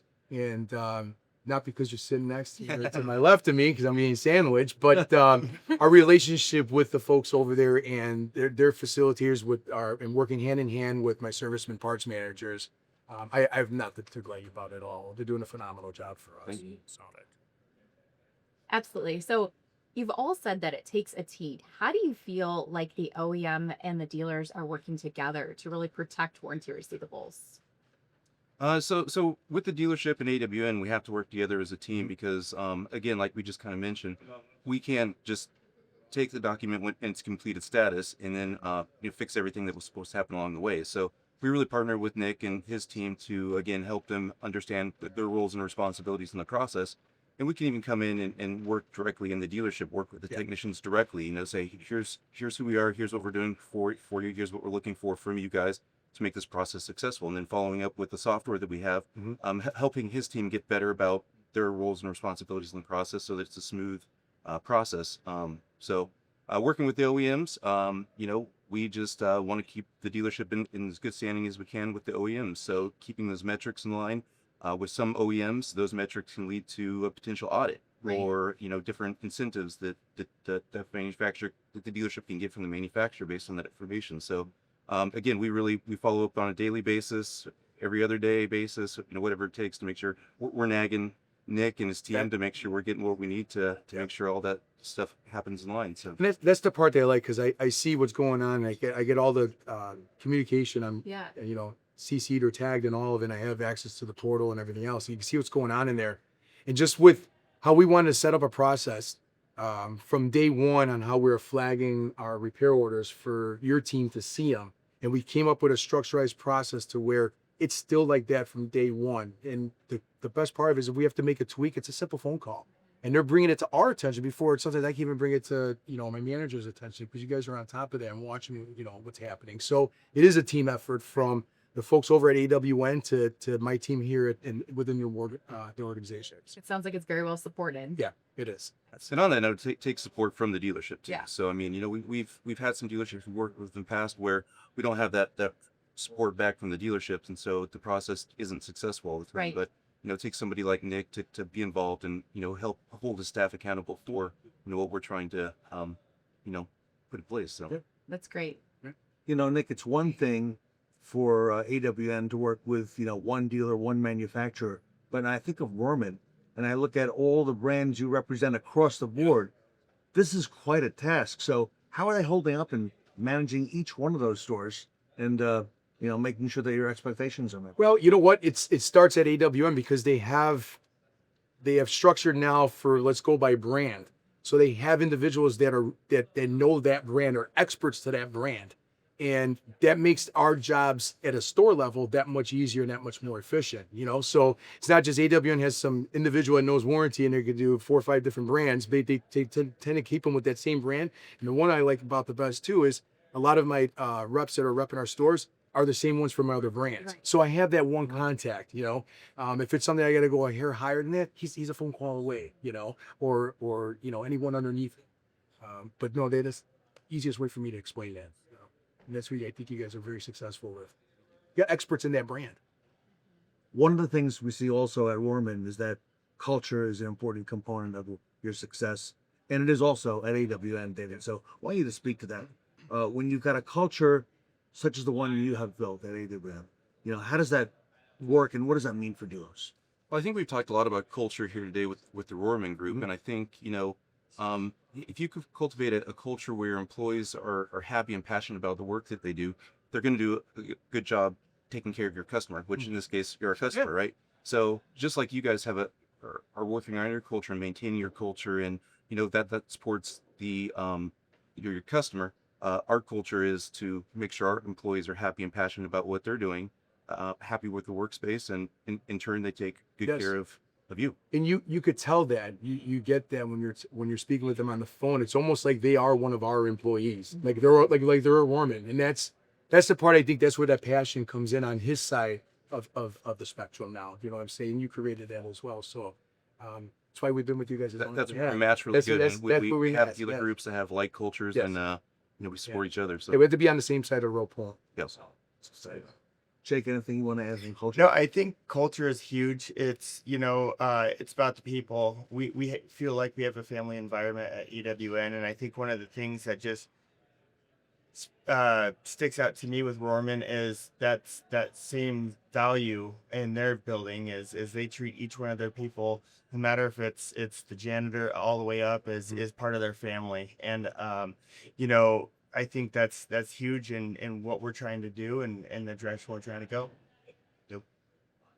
and having a company like AWN handle all this for you, not having to do it on property, but outsourcing and having a relationship and the culture between the brands, beneficial to Rohrman as a group. 100% it is. You know, and I'm not just speaking on AW on behalf of the 10 stores here in the Chicagoland market, but they do the entire organization. That's 20 rooftops right there. So there's a lot of moving pieces, and there is a level of protection you want to have and protect that warranty dollar and staying compliant with the manufacturer. So having a company such as AW1 to keep your I's, you know, dotted and T's crossed, very important to us. Very important. And David, congratulations, AWN, the largest in the industry. Yes. For warranty. So, sir, keep up the great work. We are. Good job. All right. I'm Ted Ings. I'm here with Angie Pescato. We are at Schaumburg Honda, learning about warranty with Automotive Warranty Network, part of the Rohrman Automotive Group. We will be right back.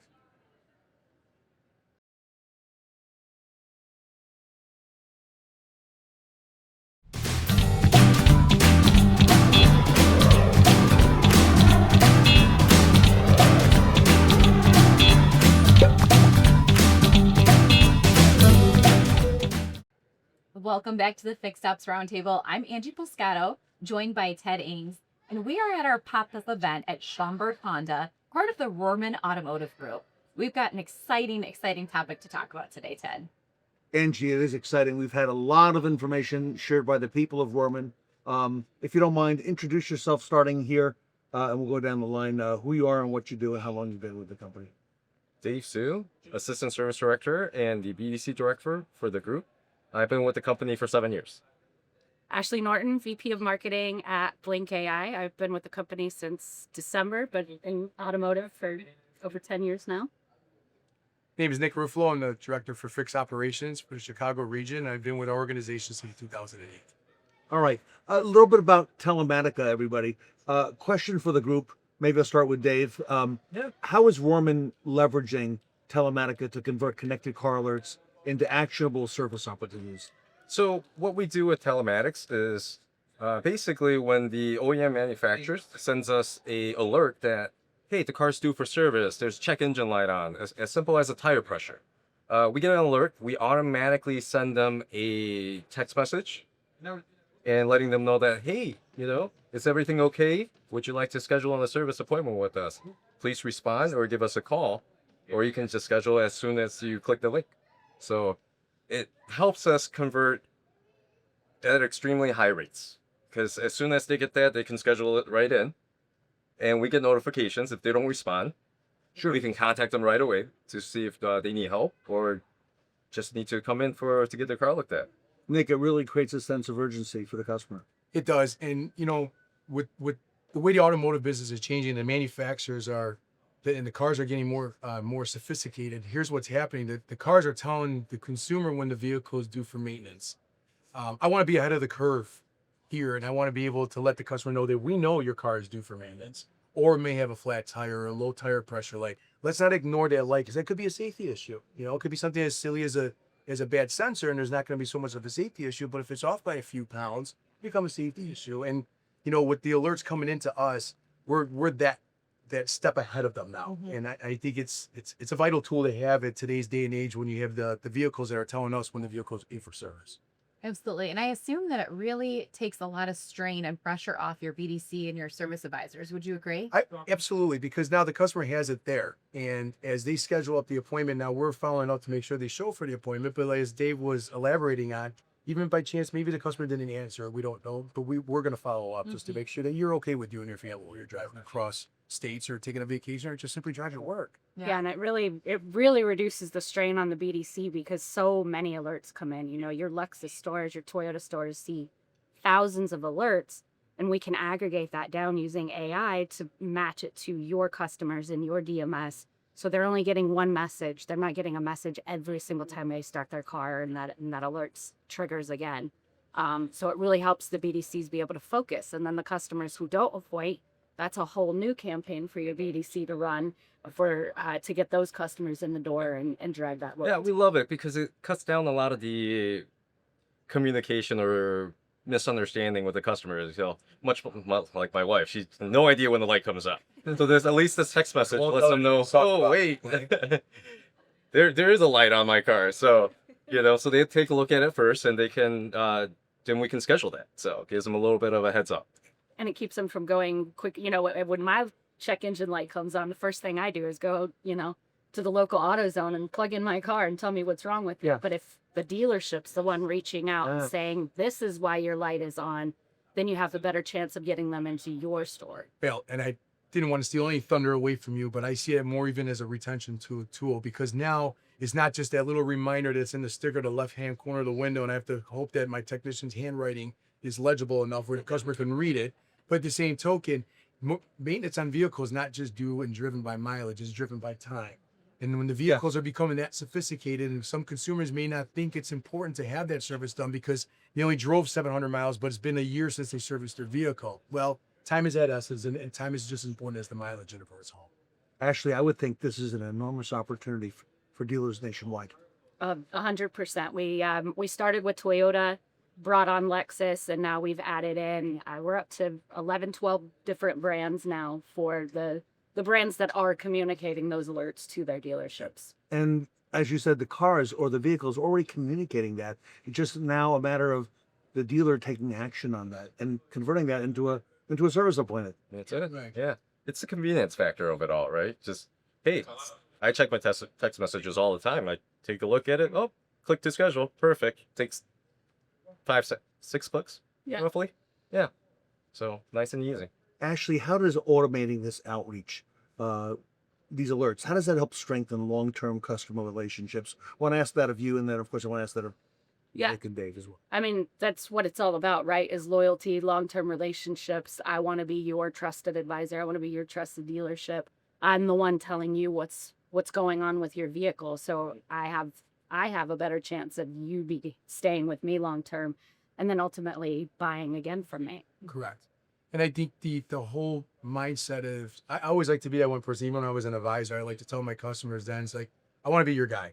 So when someone says, hey, I got a problem with my car or something like that, oh, I got a guy, So the day that my name is stored in your phone where it says Nick Nissan or Nick Car Guy, and you're calling me direct with your services, and so that's my guy. But now we're taking to that next level. We're communicating to the customer before the customer even think we're going to be reaching out to them just because they're unliked for service. Mm-hmm. And I think that's that wow effect where the customer's like, I trust those guys. I'm going to go to that dealership. No, they're reaching out for me. It's not just, it's not the dollar that we're looking for. It's making sure we're retaining the customer to us. When you reach out to a customer proactively like this, that sends a message to the customer. And when you don't reach out, and the customer may be aware of some of these things, and it didn't reach out to me, that sends a message to them. It really does. I mean, we're all about retaining customers. I mean, hey, if you want to come in, hey, let's go out your tires. You're like, it's free. We'll wash your car for you. We want them to keep coming back to us. We want to take care of them, right? Growing the community is a big part of our culture. But at the same token, though, when that service warning light or maintenance light comes on, I'm going to use Honda as an example, right?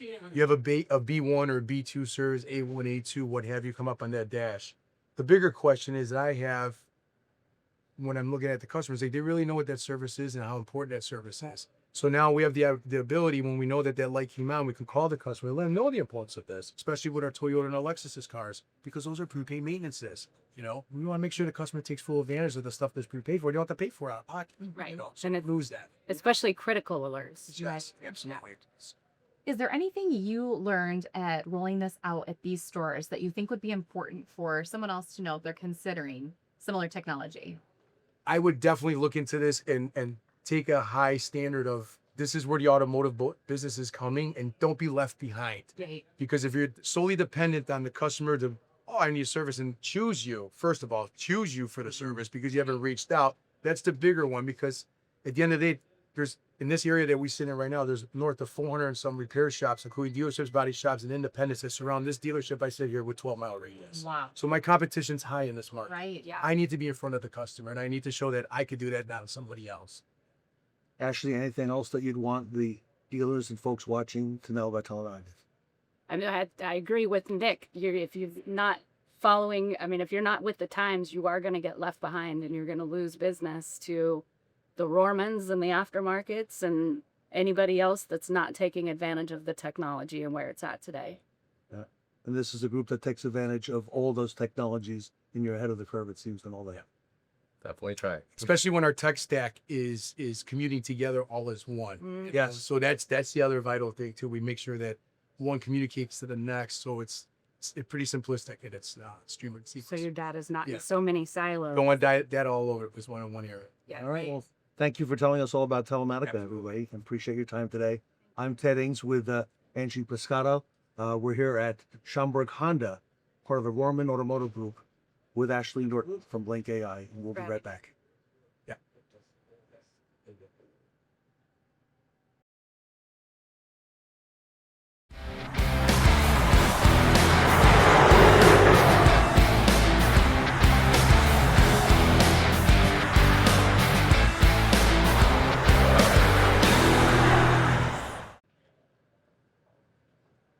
Welcome back to the Fixed Ops Roundtable. I'm Sarah Vantine here with Ted Ings. Today we are going to be talking with Sandy Neary about dealer pay. Sandy, welcome to the Roundtable. Hi, thanks for having me.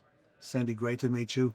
We've learned so much about dealer pay these last few years. Congratulations on all the success that you and Julie and the team are having. Sandy, most dealers don't think about payments until there's a problem. From your perspective, what should dealers be looking for in a payment provider? I think there's a few key things that they should look for. I think the first thing would be that they should look for a platform that's dealership specific. The next thing I would say would be to look for a platform that's integrated with your existing DMS systems. I would also look for an install that is personalized to your specific dealership. And last, I would say real support from real people after the installation. Those are the things that I think set a good provider from just a regular payment processor. Sandy, let's focus on the very beginning. What does a good install look like at dealer pay? I think a good install, it starts with good preparation. Conversations with the dealerships before they even begin the install. Finding out your processes, finding out what would work best at your specific dealership. And you know, dealer pay hasn't been doing this just for a few months or a few years. Julie Douglas, some 20, 25 years in this dealer specific era. What happens when you're on site and doing an install? What are some of the things that you typically do and look for? Well, one main thing is we're actually at the dealership. We're there in person. We not only hook up the terminals, but we go to each department. We're in your service lanes. We're at your retail counter, figuring out ways that is going to work best for each department. We not only install the credit card terminals, but we also train all the employees so that they're able to use the system and hit the ground running as soon as we install the terminal. So we've covered the installation, we've talked a little bit about the setup, but what happens in the process after everything's all up and running? I think this is where dealers really notice a difference.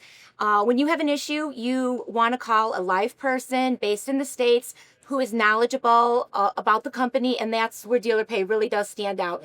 When you call support, you are reaching someone who works at dealer pay who will be able to answer your questions quickly and efficiently without bouncing you around. I recently in my personal life had a situation where I had to call support, and the lady was so nice on the phone, but you could tell she was reading from a script, and my question did not get answered. They bounced me around. It was days before I got my simple solution solved. Sarah, that's one thing I know firsthand is that dealer pay is very responsive, okay? From the top down of the company, and they make sure that they're there to help dealers answer their questions. So I know that for a fact. If you could give dealers right now one piece of advice, maybe they're thinking about this, maybe somebody in their 20 group has recently made a change. What would you suggest? One piece of advice.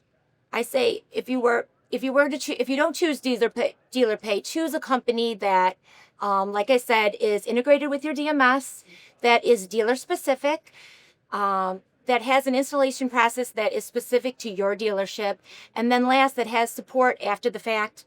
Those are the things I think that would make a big difference moving forward. Sarah, great timely information, and it's what our industry needs right now. It is, Ted, and this is becoming a more and more key component of the customer experience and the dealership process. All right. Well, Sandy, on behalf of the Fixed Ops Roundtable, thanks for being with us today. Thank you. Here at Schaumburg Honda, and we look forward to learning a lot more about dealer pay in the years to come. So I'm Ted Ings. I'm here with Sarah Van Tyne, and we will be right back.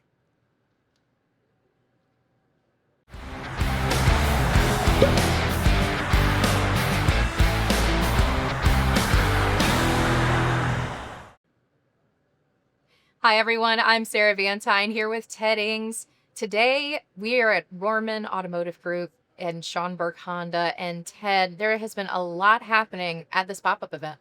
It has. And I know if you're watching online, you've seen a lot of the pop-up events that Sarah and I and our team have been a big part of. And some of the things that we see here today, have not been all that unusual. What are some of the things that stood out to you, Sarah? What's really stood out has been just the continuing of conversation around culture and people. This has been something that we've seen at a lot of our pop-up events, but these dealerships that we're highlighting are innovating best practices when it comes to retaining their employees, looking at training opportunities to keep them engaged, charitable contributions within their community, and giving back to not only their customers, but also their employees. And these pop-ups have been incredible, Ted, because organizations like the Rohrman Automotive Group really put a spotlight on the people behind the scenes, like our technicians, our parts personnel, that really make this culture possible.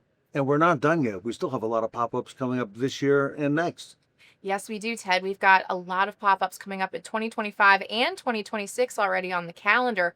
Plus, that's not even including our 4-day virtual events that are coming up too. So if you want to see and hear the best in automotive retail in fixed operations firsthand, join us at the Fixed Ops Roundtable, join us at our pop-up events, and as Sarah said, at our big 4-day virtual events. We have a whole lot in store, and we continue to grow and get bigger and more. So thank you folks for watching, because it wouldn't happen without everybody in our industry taking part.